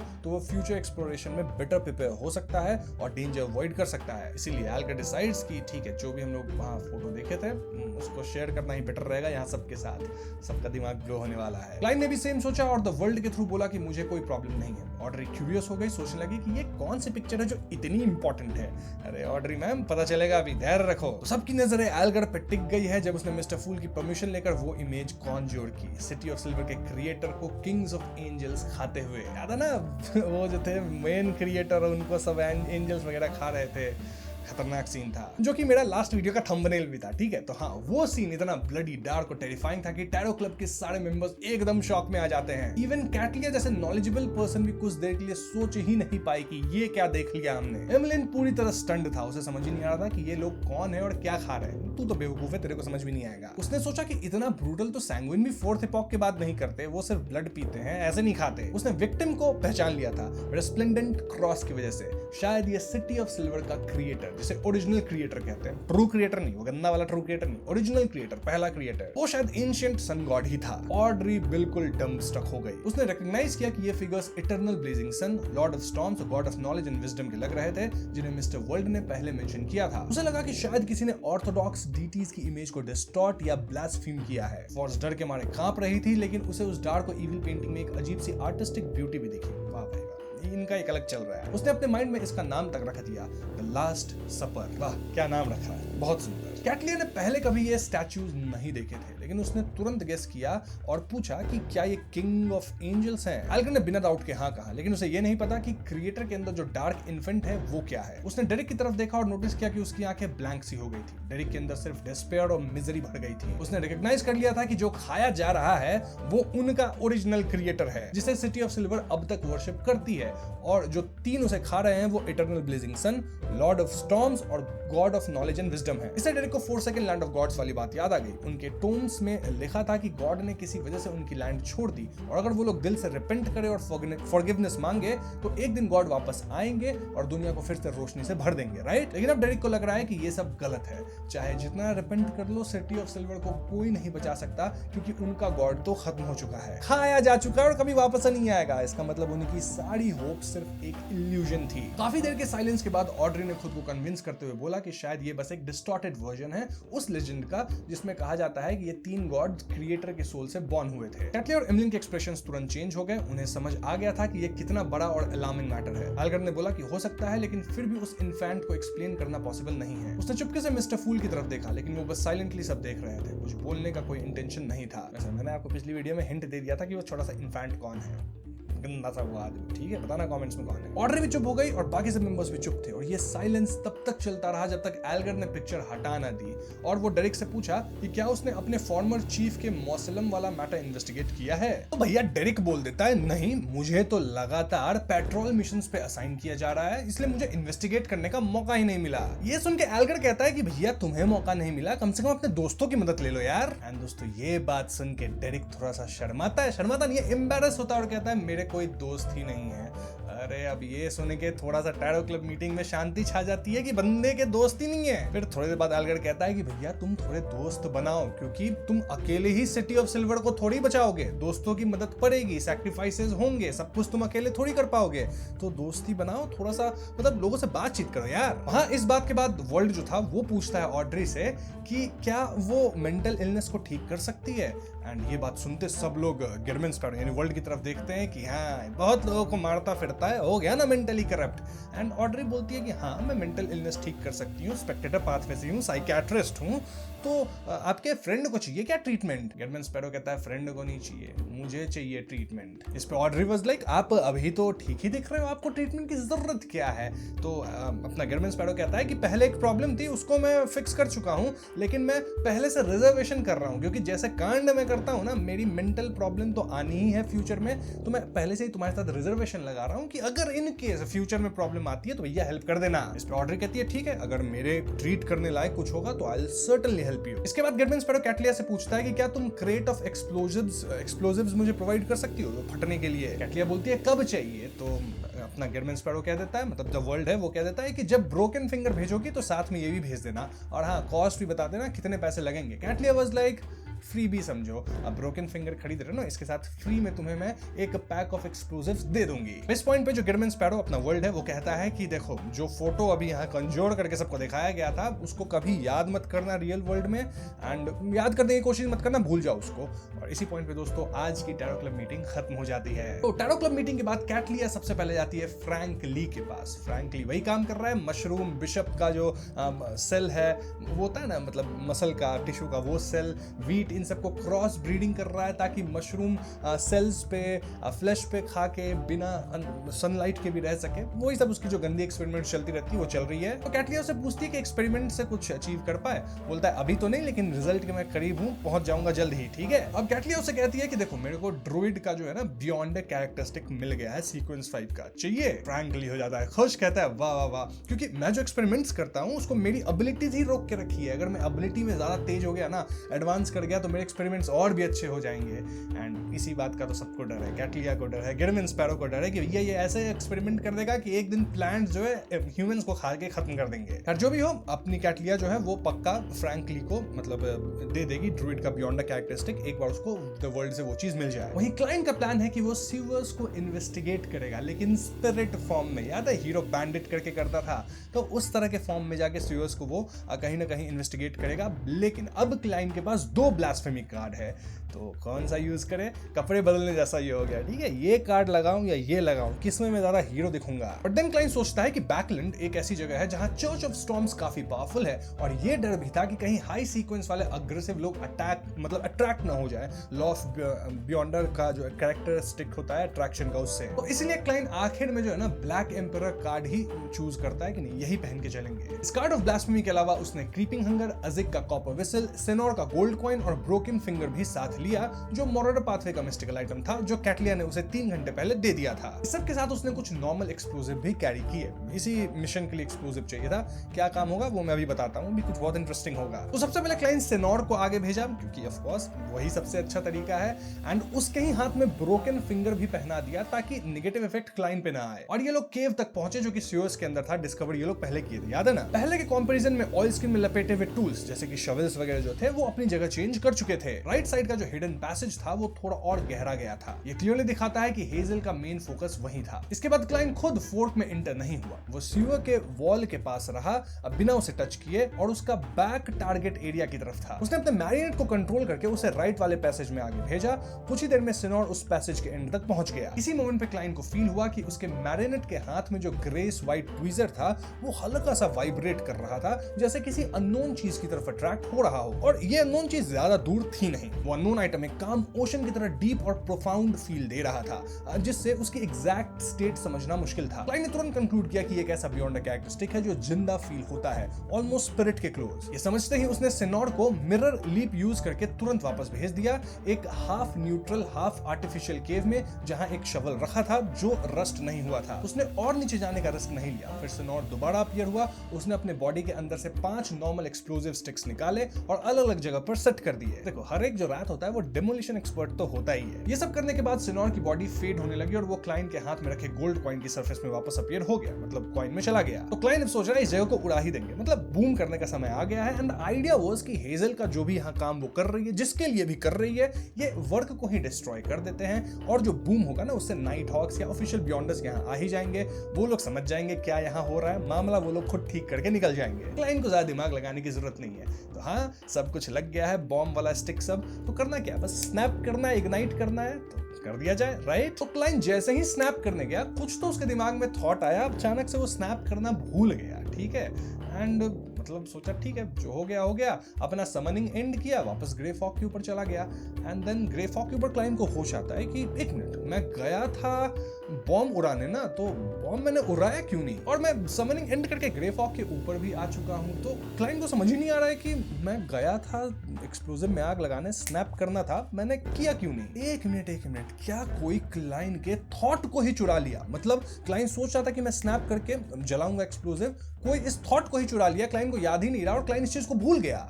समझ रहे हो क्या सीन है? क्या ये ड्रीम स्टीलर का बियॉन्डर पावर है? ये मोबेट से काफी ज्यादा पावरफुल लग रहा है। अगर ग्रे फॉग का इफेक्ट ना होता और क्लाइन का आफ्टर एक्शन रिव्यू करने का हैबिट ना होता, जो कि वो हमेशा करता है, तो शायद क्लाइन को पता ही नहीं चलता कि एक्सप्लोजिव ट्रिगर करने का उसका थॉट चुरा लिया गया था। दूसरी तरफ वाला शायद स्नैप भी किया होगा, लेकिन फ्लेम कंट्रोलिंग पावर्स के बिना कुछ भी नहीं हुआ। हाँ, क्लाइन को ये वापस ट्राई करना होगा, वहां कोई ऐसा है जो कि आपके थॉट को चुरा लेता है। तो क्लाइन इस बार थोड़े दूर से ही ठीक है, कोशिश किया कि फ्लेम को इग्नाइट करके कंट्रोल करके एक्सप्लोजिव्स को जला देंगे। अगेन अनसक्सेसफुल, वापस से थॉट चोरी हो गया, क्लाइन ऐसा नहीं कर पाया, ग्रे फॉग के ऊपर वापस। अब क्लाइन समझ गया था कि ये जो भी बंदा है जो ये काम कर रहा है, यही बंदा हेजल को भी कंट्रोल कर रहा होगा और उससे ही कुछ करवा रहा है। मतलब दोस्तों ये बंदा जो हेजल को गाइड करके सीओएस में डिग इन करवा रहा है, वो शायद एक डेमीगॉड लेवल पे है। लेकिन उसने डायरेक्टली हेजल को पैरासाइटाइज क्यों नहीं किया? मतलब जैसे मोबेट ज़ोरोएस्ट कर रहा है ना उसको, लेनर्ड मिचेल को, उस तरह से कर सकता था, राइट? शायद किसी स्पेसिफिक रीजन की वजह से वो खुद सीओएस में कहीं सील्ड है और सिर्फ अपनी कुछ पावर से रिलीज कर पा रहा है, इसीलिए ह्यूमंस को शायद पैरासाइट नहीं बना पा रहा है और इससे वो हेजल को ड्रीम्स के थ्रू कंट्रोल करके अपनी हेल्प करवाना चाहता है। समथिंग लाइक दैट, ऐसा कुछ हो रहा है। जो ब्रोकन फिंगर रिएक्ट कर रहा था वो मोस्टली बियॉन्डर कैरेक्टरिस्टिक कन्वर्जेंस की लॉ की वजह से, और ये भी शायद उसी के कारण हो रहा था, ठीक है, क्योंकि वो बंदा भी मॉरोडर पाथवे का ही डेमीगॉड है जो कि यहाँ छिपा हुआ है फॉर सम रीजन, और लगता है कि वो इस चीज के सिग्नल्स को प्रॉपर्ली कंट्रोल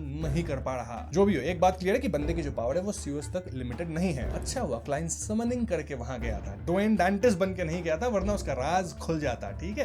क्लाइन ये सब में लकी है, maybe because he is a seer, वो समझ जाता है कि किस तरह से कहां किस चीज को अप्रोच करना चाहिए। तो अब क्लाइन करे क्या? एक्सप्लोजिव तो उड़ा नहीं पाया, तो क्लाइन का जो नया प्लान था वो था मैं करूंगा स्निच, ठीक है। मैं जो है ना अपने इसी मतलब स्पिरिट बॉडी फॉर्म में जाऊंगा और कैथीड्रल जो है यहाँ पे सेंट सैमुअल कैथीड्रल्स के डोर पे चिपका दूंगा कि सीओएस के अंदर कुछ तो है, वहां जाके चेक करो, अपने आप ऑफिशियल नाइट हॉक्स आएंगे, सब कुछ निपटा के चले जाएंगे।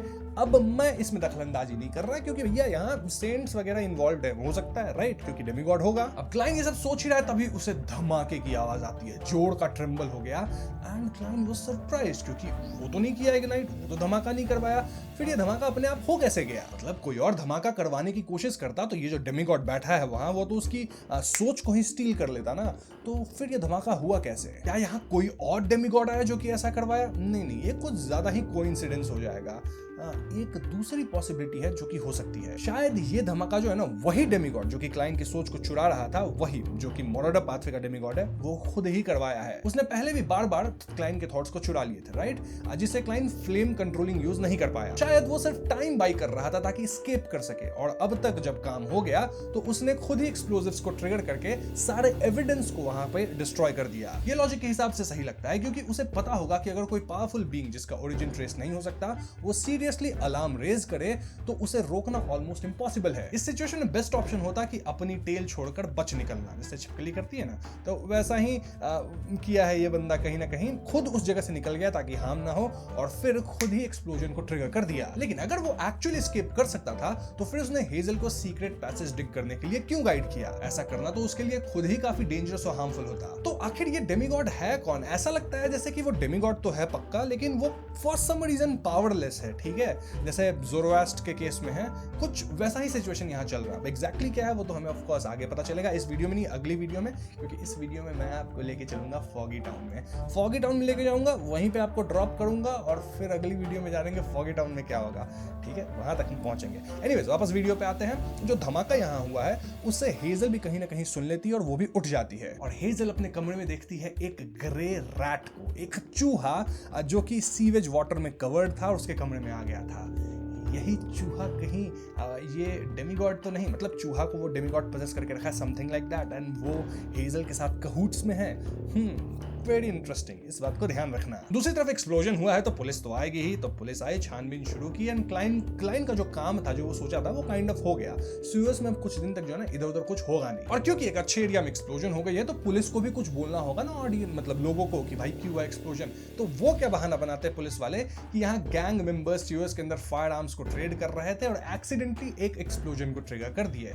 देख रहे हो पुलिस कैसे झूठ बोलती है। For now Klein is planning कि इस मैटर से जो है ना वो खुद पर्सनली एंड फिजिकली दूर रहेगा, क्योंकि इसमें डेमीगॉड्स इन्वॉल्वड है, राइट। बस वो ऑब्जर्व करेगा और कुछ इधर उधर हुआ ना तो रिपोर्ट करेगा चर्च को, खुद इसमें नहीं कूदेगा पर्सनली। एनीवेज क्लाइन को एक और काम है, उसको बात करना है विल ऑसेप्टिन से, राइट, बिकॉज एक डील मिला है ना कि मतलब वो लोग क्या दे सकते हैं विल ऑसेप्टिन को उसके एक बूंद खून के लिए। तो पेपर क्रेन निकाला क्लाइन, उसमें लिख दिया कि दूसरी पार्टी ऑफर करी है, मिलते हैं आज रात। और हाँ, ये पेपर क्रेन ऑलमोस्ट फट चुका है, मैंने आपको बताया था, अब यूज नहीं हो सकता, ये लास्ट ही यूज हो रहा है काइंड ऑफ, या पता नहीं एक बार और यूज हो जाए, लेकिन ऑलमोस्ट फट चुका है, अब नेक्स्ट टाइम खोलेगा तो खत्म। वहां क्लाइन लेट नाइट सोया और सेम वही विल ऑसेप्टिन का जो ड्रीम आता है जब भी वो पेपर क्रीन में लिखता है, एकदम मौसलम दिखता है एंड ऑल दैट, स्नेक विनेक, मैंने आपको बता रखा है, बार बार रिपीट नहीं करूंगा। तो वही ड्रीम आता है जहां पे विल ऑसेप्टिन और क्लाइन आपस में कम्युनिकेट करेंगे। तो विल ऑसेप्टिन आते हुए बच्चा वाले फॉर्म में अंगूठा चूसते रहता है, आते हुए पूछता है क्लाइन से कि क्या ऑफर किया है दूसरी पार्टी ने। क्लाइन कहता है पहला ऑफर है व्हील ऑफ फॉर्चून कार्ड पे एक नजर डालना, दूसरा ऑफर है अपने वीक स्टेज में थोड़ी स्ट्रेंथ वापस पाने का एक मेथड। अब ये सुनते ये जो अपना विल ऑसेप्टिन है कहता है अच्छा जिससे तुम डील कर रहे हो वो बर्नाडेट है क्या, क्वीन मिस्टिक, अगर वो है तो कुछ बढ़िया मिलेगा। मतलब समझ रहे हो विल ऑसेप्टिन कितना जानता है लोगों को, क्या मिल रहा है उस साइड से, इससे गेस कर लिया कि उस साइड कौन है। अमेजिंग।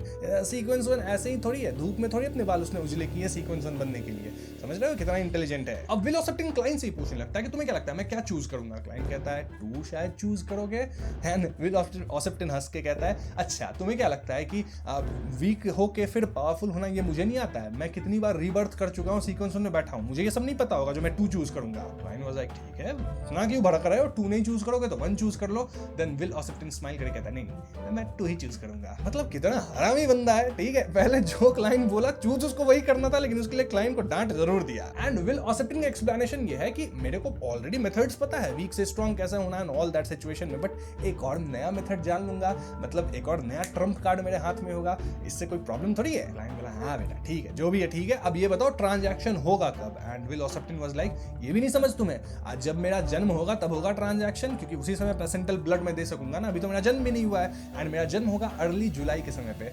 वैसे अगर उन लोगों को चाहिए तो मैं अपना जन्म जो है ना वो जल्दी भी करा सकता हूँ थोड़ा। क्लाइन बोलता है उन लोगों को, मतलब उधर क्वीन मिस्टिक ही डील कर रही है ना।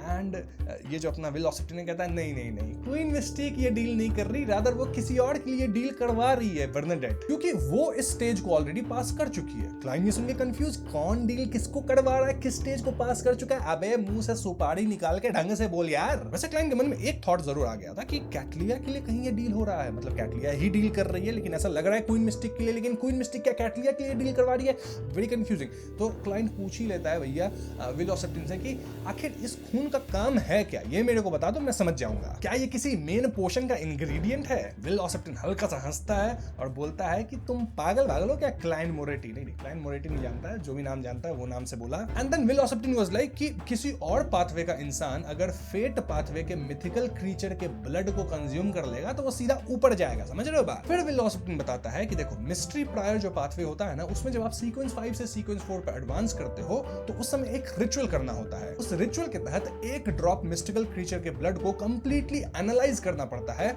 और उस प्रोसेस से मैसिव और कॉम्प्लिकेटेड नॉलेज गेन होती है। ये रिचुअल का एक इंपॉर्टेंट पार्ट होता है और जो मिथिकल क्रीचर का ब्लड यूज होता है उसके टाइप के हिसाब से वो पर्सन मिस्टिकोलॉजिस्ट स्टेज में किस चीज में प्रोफिशिएंट होगा ये डिसाइड होगा। तो ये चीज मोस्टली कैटलिया के लिए हो रही है क्योंकि वो सीक्वेंस 5 से 4 पे जाने वाली है, एंड इसलिए विल ऑसेप्टिन कहा कि इस स्टेज को क्वीन मिस्टिक जो है बर्नाडेट वो ऑलरेडी पार कर चुकी है, वो तो सीक्वेंस ऊपर है इससे बहुत, तो इसके लिए ब्लड का इस्तेमाल हो रहा है। चल अब मुझे सोना है, विल ऑसेप्टिन ऐसा कहता है, बाय बाय। अब क्लाइन को क्लियरली समझ में आ गया कि इस खून का काम क्या है, एंड डील भी काइंड ऑफ मतलब हो गया ऑलमोस्ट। तो क्लाइन इज हैप्पी। अब क्लाइन इस ड्रीम से निकलता है और निकलते ही उसको एक दूसरा ड्रीम आता है, यानी कि कोई उसके ड्रीम में घुसा। क्लाइन तुरंत ड्वेन डांटिस बना ड्रीम में, सोफा पे बैठ के ऐसे चाय पीने लगा क्योंकि ड्रीम में वो ल्यूसिड रह सकता है, राइट। लेकिन ड्रीम का एनवायरनमेंट अपने आप चेंज हो गया, सीओएस का एनवायरनमेंट आ गया जहां पे 5 स्टिक ऑफ एक्सप्लोजिव्स दिख रहा था जो कि क्लाइन यूज किया था उड़ाने के लिए। ड्वेन डांटिस के रूप में क्लाइन कुछ भी इधर उधर नहीं किया, आराम से बस सीओएस से बाहर निकल गया और अचानक ड्रीम टूट भी गया। यानी कि दोस्तों ये ड्रीम वो डेमीगॉड जो कि सीओएस में बैठा हुआ था वो मतलब दिखाया है काइंड ऑफ क्लाइन को, वो क्लाइन के ड्रीम में आया था ड्वेन डांटिस के चेक करने के लिए कि कहीं यही बंदा मेरे पीछे तो नहीं पड़ा था। लेकिन क्लाइन अपने ड्रीम में ल्यूसिड रह पाता है तो वो नॉर्मल एक्ट किया, ड्रीम से निकल गया, कोई दिक्कत नहीं हुआ। एंड इससे एक और बात प्रूव होता है कि वो जो डेमीगॉड था वो नाइट हॉक्स या ऑफिशियल बियॉन्डर्स के हाथ से बच भी गया है और अभी इसी एरिया में है, आसपास के लोगों के ड्रीम्स में घुस के पता करने की कोशिश कर रहा है कि आखिर कौन उसकी लंका लगाने वाला था। लेकिन क्लाइन तो बच गया, ड्रीम में ल्यूसिड रहता है, मोरओवर क्लाइन मोस्टली सेनॉर्ड को इस्तेमाल किया था आगे, तो क्लाइन सेफ है, क्लाइन को पकड़ नहीं पाएगा ये बंदा। नाउ द क्वेश्चन इज कि ये जो डेमीगॉड है वो है कहां अभी। क्लाइन के पास 2 ऑप्शन था, पहला मतलब 2 चीज सोचता है क्लाइन, पहला कि या तो वो हेजल को पैरासाइज कर चुका होगा जिस तरह से लेनर्ड हुआ है, या फिर वो हेजल के आसपास ही होगा, बट हम जानते हैं कि वो चूहे के फॉर्म में है। क्लाइन ने सोचा कि अगर वो डेमीगॉड 1 या 2 मिनट पहले मेरे ड्रीम में घुस गया होता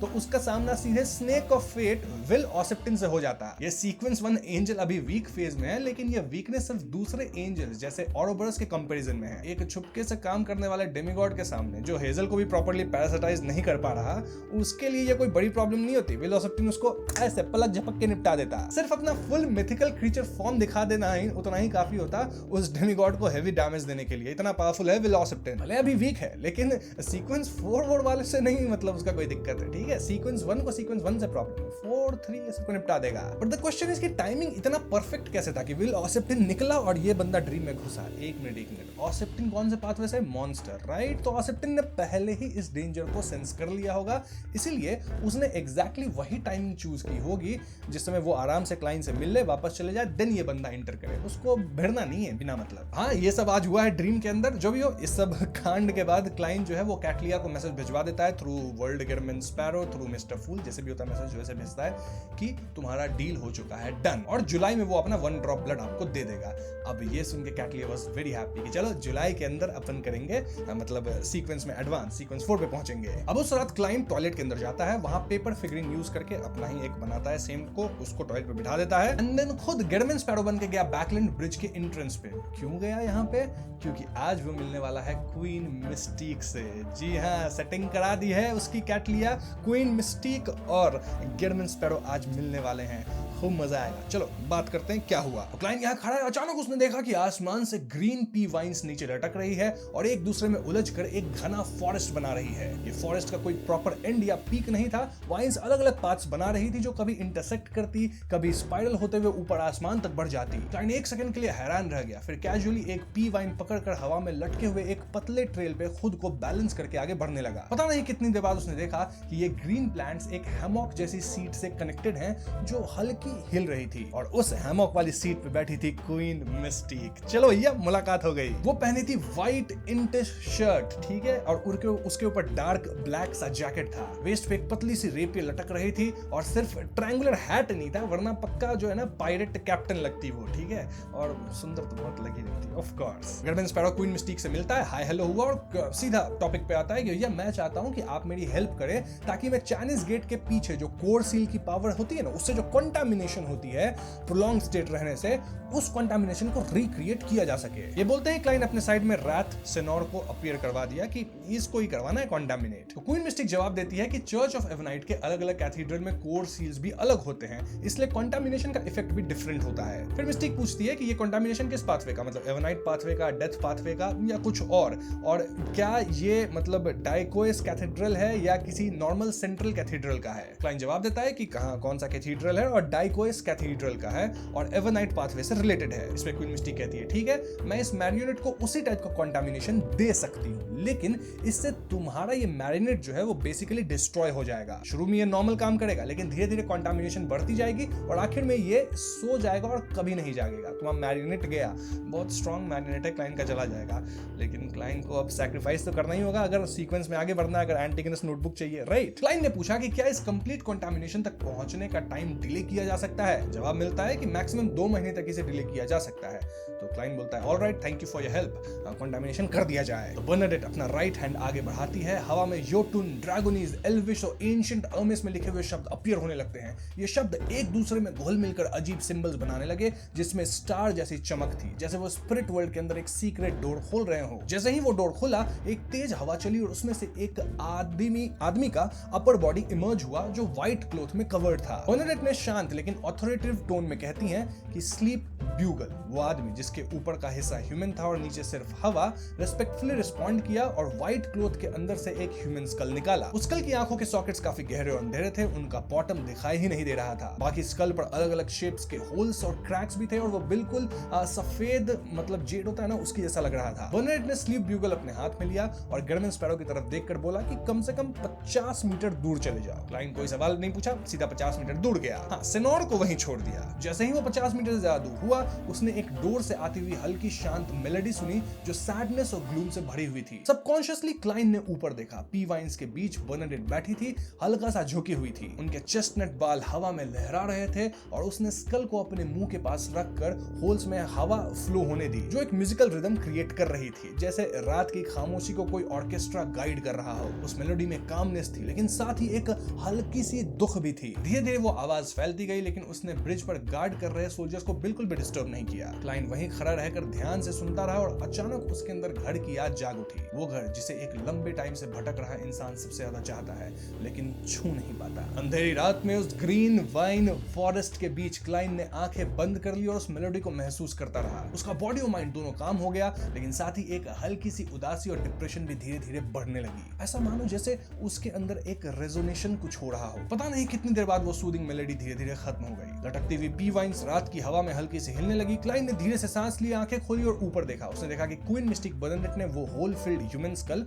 वापस उस सर्वेंट को दे दिया जो आधा आदमी और आधा हवा था। एंड देन क्वीन मिस्टिक कहती है क्लाइन से, your work is done. And scene suddenly normal होता है। क्लाइन अगेन अपने आप को गेट, मतलब जो ब्रिज का गेट था, उसके पास पाता है। क्वीन मिस्टिक जा चुकी है। तब जाके क्लाइन को अपने मैरिनेट को प्रॉपर्ली ऑब्जर्व करने का टाइम मिला। उसने देखा कि उसका मैरिनेट पहले से ज्यादा एक डेड बॉडी जैसा लग रहा था। उसका चेहरा बिल्कुल पेल हो गया था और ठंडी और हैवी मतलब लग रहा था उसका पूरा ऑरा। एंड उसे क्लियरली एक ग्लूमी फीलिंग आ रही थी। क्लाइन ने सोचा कि ये शायद एक ही बार हाई डोज कंटामिनेशन का रिजल्ट है। अगर कोई सिर्फ हफ्ते में 1 या 2 बार चाइनीज गेट गार्ड करे, वो भी दिन में, तो कंडीशन इतनी सीरियस नहीं होती। इसका मतलब ये नहीं हो सकता कि सिर्फ 2 महीने ही लिमिट हो। अगर ऐसा होता तो इवन एक ऑर्थोडॉक्स चर्च भी इतना लॉस एफर्ट नहीं कर पाती। उसने एस्टिमेट लगाया कि एक नॉर्मल कीपर शायद कई साल, इवन 10 साल से भी ज्यादा सर्वाइव कर सकता है। बीच में म्यूटेट होने और कंट्रोल लूज करने के रिस्क हमेशा तो रहेगा ही, लेकिन यहाँ सेनोर को एक ही बार में हाई डोज देके पूरी तरह से मतलब होता है ऐसा बना दिया गया है। फिर क्लाइन ने अंदर ही अंदर सोचा कि शायद जो लोग कीपर्स बनते हैं उन्हें पहले से ही अपने एंड का अंदाजा होता है, फिर भी वो ये रास्ता चूज करते हैं। इसके बाद क्लाइन क्रीपिंग हंगर के लिए फूड खोजा, क्योंकि क्रीपिंग हंगर यूज किया ना ट्रैवल करके, तो फूड उसका खोजा। किसी रैंडम गंदे इंसान को हमेशा क्लाइन पकड़ के खिलवा देता है and back to his mansion. वहीं ऑड्री को मिलता है एल्गर की तरफ से एक ब्लैक फिशनेट ग्लव फिशनेट जैसा। और दोस्तों ये वही चीज है, मतलब वही मिस्टिकल आइटम है जो कि बियॉन्ड कैरेक्टरिस्टिक खरीदी थी ना ऑड्री पिछले ही क्या कहते हैं टैरो क्लब मीटिंग में, तो उससे जो बियॉन्ड कैरेक्टरिस्टिक मिला था उससे ये बना है, एल्गर बनवा के दिया है। हैंग्ड मैन यानी एल्गर के डिस्क्रिप्शन के हिसाब से ये फिशनेट ग्लव पहनने वाले को काफी बियॉन्ड पावर्स मिल जाती हैं। पहला पावर ये है कि ये जो आइटम है वो वियरर के डिग्निटी और फिजिकल प्रेजेंस को एनहांस करता है, जिससे आसपास के लोग अननोइंगली अपनी पोजीशन नीचे कर लेते हैं और उसके सामने सबमिसिव फील करते हैं। दूसरी पावर है डिस्टॉर्ट, जिसमें वियरर टारगेट के वर्ड्स, एक्शन और इंटेंट को डिस्टॉर्ट कर सकता है और अपने फेवर में एक तरह का ऑर्डर क्रिएट कर सकता है। तीसरी पावर ब्राइब है, जिसमें एक सिंबॉलिक जेस्चर के थ्रू टारगेट को ऐसा फील होता है कि उससे वियरर के लिए स्ट्रॉन्ग लाइकिंग हो जाए और वो उसके अगेंस्ट जाना या लड़ना मुश्किल समझेगा। अगर कंडीशन सही हो तो जिसे ये ब्राइब मिलती है वो अपने ही कंपेनियंस पे अटैक करने तक के लिए इन्फ्लुएंस हो सकता है। ऑर्डर ने सुना था कि इस टाइप के पावर को ब्राइब चार्म कहते हैं। नाउ लास्ट पावर था डिसऑर्डर, जिससे टारगेट या सराउंडिंग एरिया में केओस क्रिएट होता है, जिससे अटैक्स वियरर पर प्रॉपर्ली लैंड नहीं करते और एनिमी गलत डिसीजन लेने लग जाते हैं। लेकिन ये सीक्वेंस 5 का मिस्टिकल आइटम स्ट्रॉन्ग होने के साथ साथ काफी डेंजरस साइड इफेक्ट्स भी देता है। पहला कि ये वियरर की साइकी को धीरे धीरे डार्क बनाता है, जिससे वो शॉर्टकट स्कीम्स और डिसऑनरेबल मेथड्स यूज करने की तरफ इंक्लाइन होने लगता है। दूसरा प्रॉब्लम, अगर कोई इसे 3 मिनट से ज्यादा पहनता है तो वो डिसऑर्डर स्टेट में चला जाता है। ऑड्री खुद इसको ट्राई कर चुकी थी और वो बिना रियलाइज किए एक एम्बैरेसिंग मिस्टेक कर दी थी। नॉर्मली उसका रूटीन होता है कि उसकी मेड बाथटब में पानी फिल करे, टेम्परेचर सेट करे, फिर ऑड्री कपड़े उतार के नहाती है, राइट? लेकिन उस दिन उसने पहले ही बाथटब में एंटर कर लिया, फिर कोल्ड वाटर फिल किया और जब उसने कपड़े पूरे भीग गए उसके कपड़े, तब उसे याद आया कि मतलब नहाने का प्रोसीजर अलग है। इस बात से इतनी एम्बैरेस हो गई थी ना ऑड्री कि वो मतलब अपने मेड को भी अंदर नहीं बुलाई और वो ये भी सोची कि लगता है मैं ही हूँ कर्ली हेयर्ड बबून। अब देखो, पहला जो इसका नेगेटिव इफेक्ट है वो माइंड से रिलेटेड है थोड़ा सा, तो उसको तो ऑड्री खुद ही सॉल्व कर सकती है, साइकियाट्रिस्ट है, ठीक है, मैनेजेबल है वो नेगेटिव इफेक्ट ऑड्री के लिए। ऊपर से ऑड्री के पास सूजी भी है जो कि एक ऑब्जर्वर के रूप में उसकी हेल्प कर सकती है। लेकिन दूसरा नेगेटिव इफेक्ट बिल्कुल अनएक्सेप्टेबल था। दूसरा इफेक्ट बहुत ही ज्यादा प्रॉब्लमेटिक है, तो इसलिए ऑड्री डिसाइड्स कि वो इसे सिर्फ अपने साथ कैरी करेगी, पहनेगी तभी जब उसको इस्तेमाल करना होगा और 3 मिनट से ज्यादा तो एक बार में कभी नहीं पहनेगी। और ध्यान रहे, ऑड्री के पास लाई भी है वो मास्क वाला, जो उसकी इमोशंस को और भी एम्पलीफाई करता है। अगर ऑड्री दोनों का इस्तेमाल एक साथ करती है तो उसके अंदर डार्कनेस बहुत ज्यादा बढ़ जाएगी। शायद करंट स्टेट में ऑड्री इसको हैंडल नहीं कर पाएगी। हाँ, ऑड्री को दोनों को साथ में यूज करने के लिए कुछ तो सोल्यूशन सोचना होगा। तब यहाँ अर्ल हॉल आते हैं जो कि ऑड्री से बात करने आए हैं। वो कहते हैं कि ऑड्री, हमें बैकलैंड जाना है क्योंकि कल रात को तुम्हारा 18th बर्थडे है, मजेदार पार्टी होने वाली है, राइट? एंड यहाँ मैं आपको बता दूं कि ये जो ऑड्री इसके लिए 8000 पे की है, इस बियॉन्ड द कैरेक्टरिस्टिक के लिए 1500 आर्टिशन बनवाई है 9500, वो कहीं ना कहीं अर्ल हॉल की तरफ से गिफ्ट है ऑड्री को 9500 पाउंड, बिकॉज ऑड्री का बर्थडे आने वाला है। और अर्ल हॉल को पता है कि ऑड्री बियॉन्डर है ऑफ कोर्स, तो वो पूछ रहे थे कि क्या बनवाई हो, जरा दिखाओ। तो ऑड्री दिखाती है कि हाँ ये बनवाए हैं, and but but earl hall को बताती है negatives and all, and he was like negative बहुत खतरनाक है, ध्यान से। बट ऑड्री कहती है टेंशन नहीं है, मैं हमेशा इसको सूजी के साथ कैरी करवाऊंगी, उसके ऊपर इसका कोई ऐसा नेगेटिव इफेक्ट तो होगा नहीं, और जब यूज करना होगा तब यूज करूंगी, और मैं इसको नाम देना चाहती हूँ हैंड ऑफ हॉरर। और हाँ, ऑड्री यहाँ अपने पिता अर्ल हॉल को कहती है thank you for the birthday present. दूसरी तरफ क्लाइन का प्लान चल रहा है कि कैसे इन्फिल्ट्रेट किया जाए कैथीड्रल को। ठीक है, सब कुछ सेट है, अब इन्फिल्ट्रेट करना है। चलो बताता हूँ कि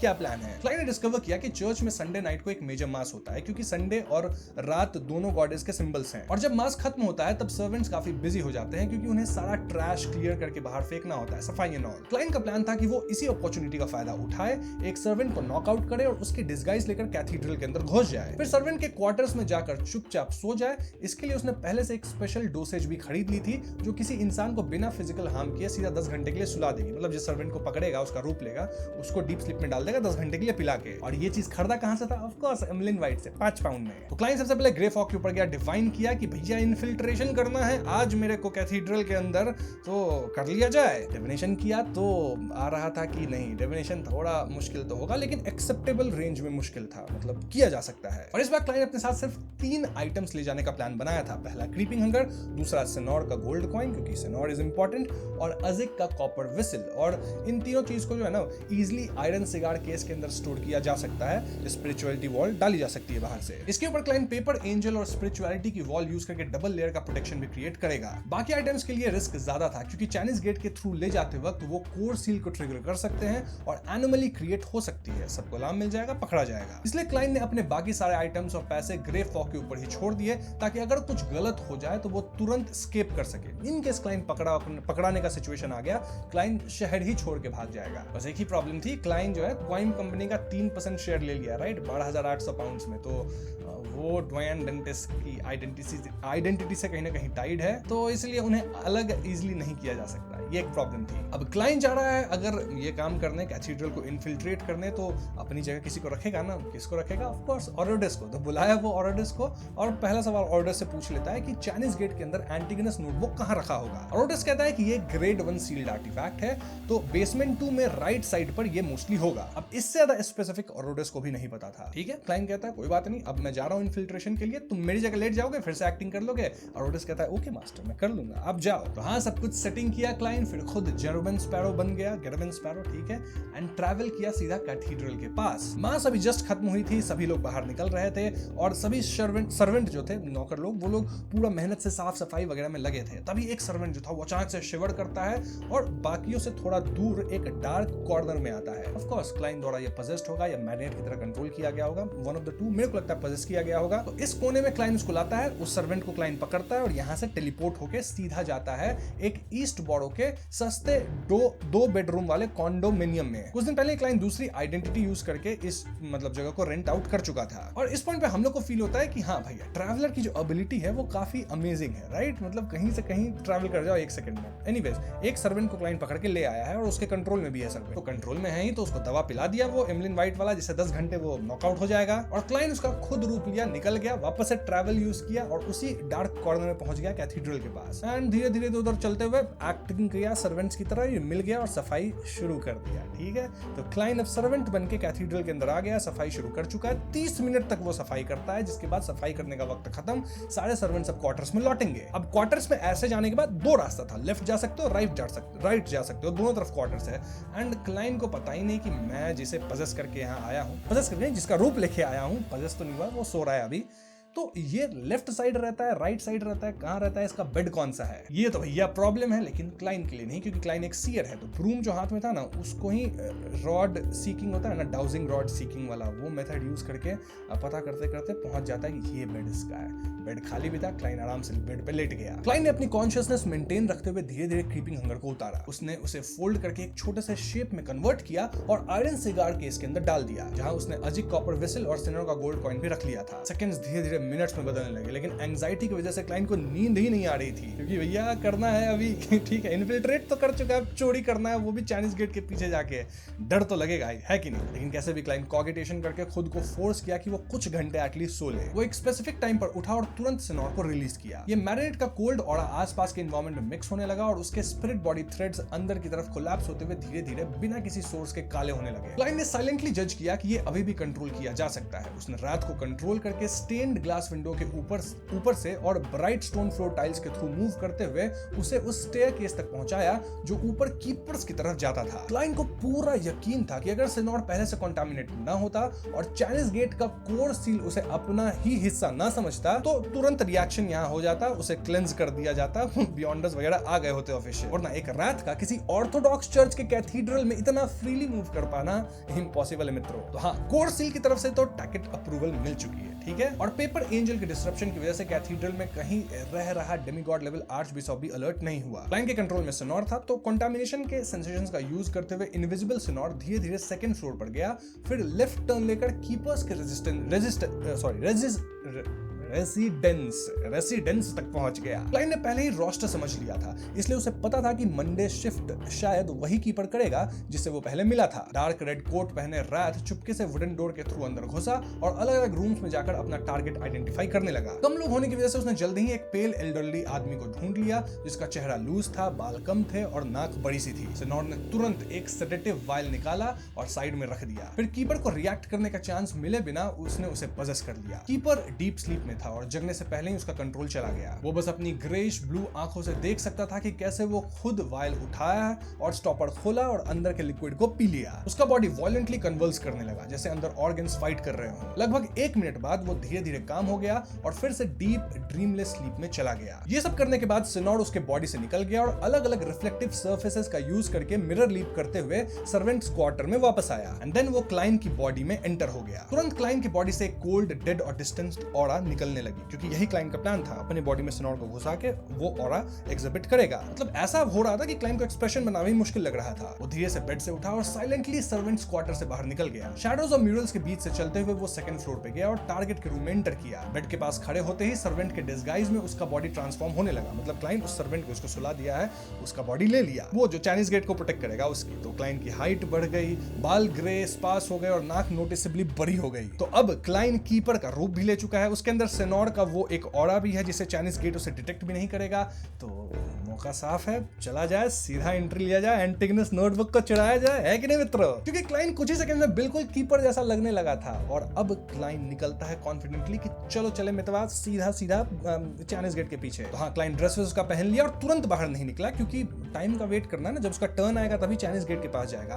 तो थोड़ी देर वेट किया। सुबह 5:30 बजे वो पहले ही उठ गया, रात को रेडी किया हुआ व्हाइट ब्रेड खाया और पानी पिया, फिर चुपचाप विंडो के बाहर देखने लगा। जैसे ही सुबह हुई, क्लाइंट अपनी डेड पैन स्टेट में रूम से बाहर निकला। फर्स्ट फ्लोर पर आकर पहले से वेरीफाई किए हुए पाथ पे चलते हुए उसने लेफ्ट टर्न लिया। थोड़ी देर चलने के बाद उसने एक प्रीस्ट को देखा जो एक सीक्रेट डोर के बाहर खड़ा था जो अंडरग्राउंड जाता था। प्रीस्ट ने अपने चेस्ट पे क्लॉकवाइज 4 बार ऐसे टैप किया, मे द गॉडेस ब्लेस यू वाला जो पहले क्लाइंट करता था, याद है नाइट हॉक जब वो था फर्स्ट बुक के अंदर, तो वही सेम सिंबल। और क्लाइंट भी हॉर्स वॉइस में प्रेज द लेडी बोलता है और सेम सिंबल बनाया। इसमें तो क्लाइंट एक्सपीरियंस है, नाइट हॉक रह चुका है वो। बिना रुके वो प्रीस्ट के पास से निकल गया और वॉल लैंप्स के नीचे से स्टेयरकेस डिसेंड करके क्रॉस रोड्स पर पहुंच गया। अपनी अंडरस्टैंडिंग के हिसाब से उसने जज किया कि राइट जाने से कैथीड्रल से बाहर निकला जा सकता है, शायद नाइट हॉक्स के डिस्गाइज्ड ऑर्गेनाइजेशन तक। इसलिए उसने बिना हेजिटेशन के लेफ्ट टर्न लिया। इसी वक्त उसने देखा कि एक रेड ग्लव पहना आदमी उसकी तरफ आ रहा है। वो कैजुअली ड्रेस था, ब्लैक हेयर, ग्रीन आईज के साथ काफी हैंडसम लग रहा था। और ये आदमी था लेनर्ड मिचेल। जी हाँ दोस्तों, उसको देख के क्लाइंट का जो कॉन्फिडेंस था ना, सारा खत्म, फट के हाथ में आ गई क्लाइंट की कि भैया पकड़े गए अब तो, क्योंकि इस लेनर्ड के पास बुढ़ा बैठा है, वो तो मेरे को देख लेगा। लेकिन समहाउ लेनर्ड क्लाइंट को उतना ध्यान नहीं दिया, बस यॉन किया, थोड़ा नींद में था। वो भी वही प्रेज द लेडी, चेस्ट पे 4 बार टैप, गॉडेस को प्रेज करो, ये सब बोला। क्लाइंट भी रिप्लाई कर दिया वैसे ही, एंड दोनों एक दूसरे को क्रॉस कर गए। फ्यू, क्लाइंट बच गया। बट क्वेश्चन इसकी, क्या बुढ़ा क्लाइंट को नहीं देखा होगा? 2 पॉसिबिलिटीज, या तो बुढ़ा नहीं देखा क्लाइंट को, या अगर बुढ़ा देखा भी होगा तो वो समझ गया होगा कि ये वही ओल्ड ऑरा वाला आदमी है, इससे नहीं भिड़ना वरना ये मेरे को एमॉन के हवाले कर देगा। क्लाइंट उसको धमकाया था, राइट? तो शायद वो अभी लेनर्ड को ना बताए, बाद में ये बात बताए।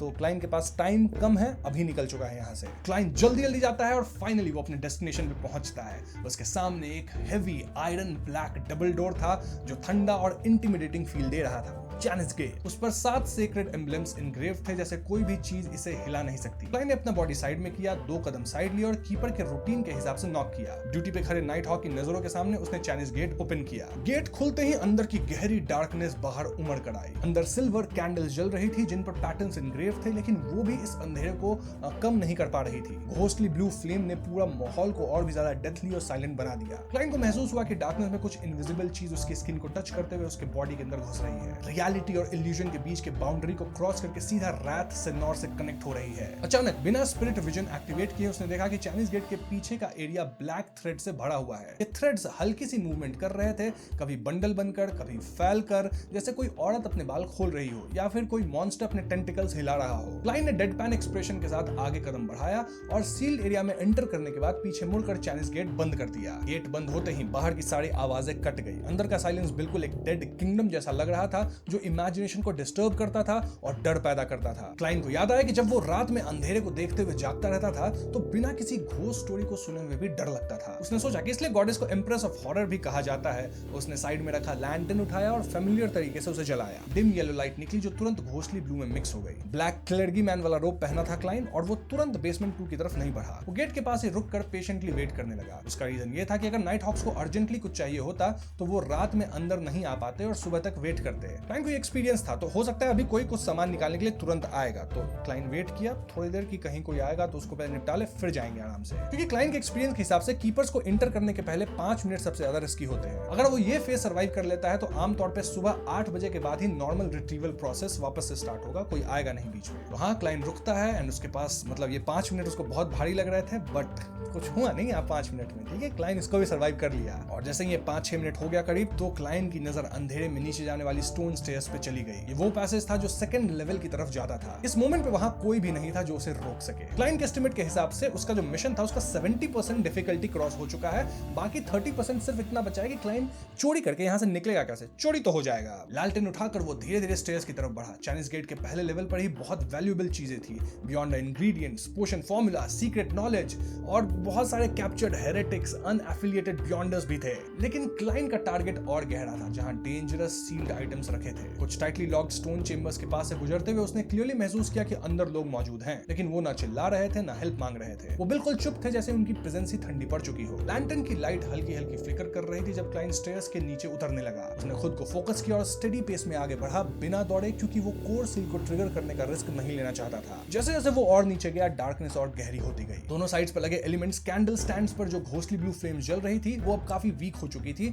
जैसे कभी भी बुझ सकती हो। और अगर वो बुझ जाती तो शायद कोई अनइमेजिनेबल हॉरर रिलीज हो जाता। क्लाइन ने अपने इंस्टिंक्टिव फियर को कंट्रोल किया और फाइनली स्टेयर्स उतरकर बेसमेंट 2 में पहुंच गया। रात की नाइट विजन के साथ उसने देखा कि यहाँ अलग अलग मटेरियल से बनी वॉल्स थी, स्टील, ब्रिक्स, मड और सिल्वर। ये सब अलग सेक्शंस में डिवाइडेड थे। कुछ जगह ओपन थी, कुछ टाइटली सील्ड रूम्स थे और हर एक जगह पर सील्ड आर्टिफैक्ट्स रखा हुआ था। लैंटर्न हाथ में लेकर वो लेफ्ट टर्न लेता है और उसके सामने एक अजीब सी मतलब रोशनी हो जाती है। जलती हुई आग, ग्लोइंग रेड ब्लैक एंथ्रासाइट और चारकोल। वहाँ एक हाफ ओपन एरिया था जिसमें स्टील का बाथटब जैसा स्ट्रक्चर था। नीचे का हिस्सा खोदा हुआ था और उसमें एंथ्रासाइट, चारकोल और फ्लेमेबल मटेरियल्स भरे हुए थे और ये सब लगातार जल रहे थे। इससे स्टील बाथटब में पानी उबल रहा था। स्टीम ऊपर उठकर सीलिंग पर कंडेंस हो रही थी और फिर बारिश की तरह टपक रही थी। क्लाइन ने समझा कि ये एक ऐसा सील आर्टिफैक्ट है जिसे हॉट वाटर में रखना पड़ता है ताकि सील मेंटेन रहे। कौन सा आर्टिफैक्ट है बताना कमेंट्स में, इसका यूज हुआ है। अगर वही है तो कीपर्स को रेगुलरली फ्यूल ऐड करना पड़ता है ताकि आग बुझे नहीं। क्लाइन ने कैजुअली कुछ एंथ्रासाइट ऐड किया ताकि कोई एनोमली ना हो और सब नॉर्मल लगे। जब उसने ऊपर देखा तो उसकी नजर एक सिल्वर मेटालिक ऑब्जेक्ट पे पड़ी जो बाथटब के पानी में डूबता हुआ था। वो एक फुल बॉडी आर्मर था। चलो मैं ही आपको बता दिया, ठीक है, जिसके ऊपर डार्क रेड स्टेन्स थे, लेकिन इसका नाम आप बताना। नाम मैंने बताऊंगा, नाम मैंने बताया था, सेकंड बुक में हुआ था, ये आया था। कमेंट पे लिखो क्या नाम था, 1-42 नहीं पता नहीं, जो भी था लिख दो। क्लाइन जैसे ही वहां से अपनी नजर हटाने वाला था उसने उसका हेलमेट देखा। हेलमेट का वाइजर बंद था, अंदर पिच डार्कनेस थी, लेकिन क्लाइन को फील हुआ कि कोई उसके अंदर से उसे देख रहा है। वो कांप गया और तुरंत पीछे हट गया। उसका हार्ट बीट कंट्रोल से बाहर हो गया।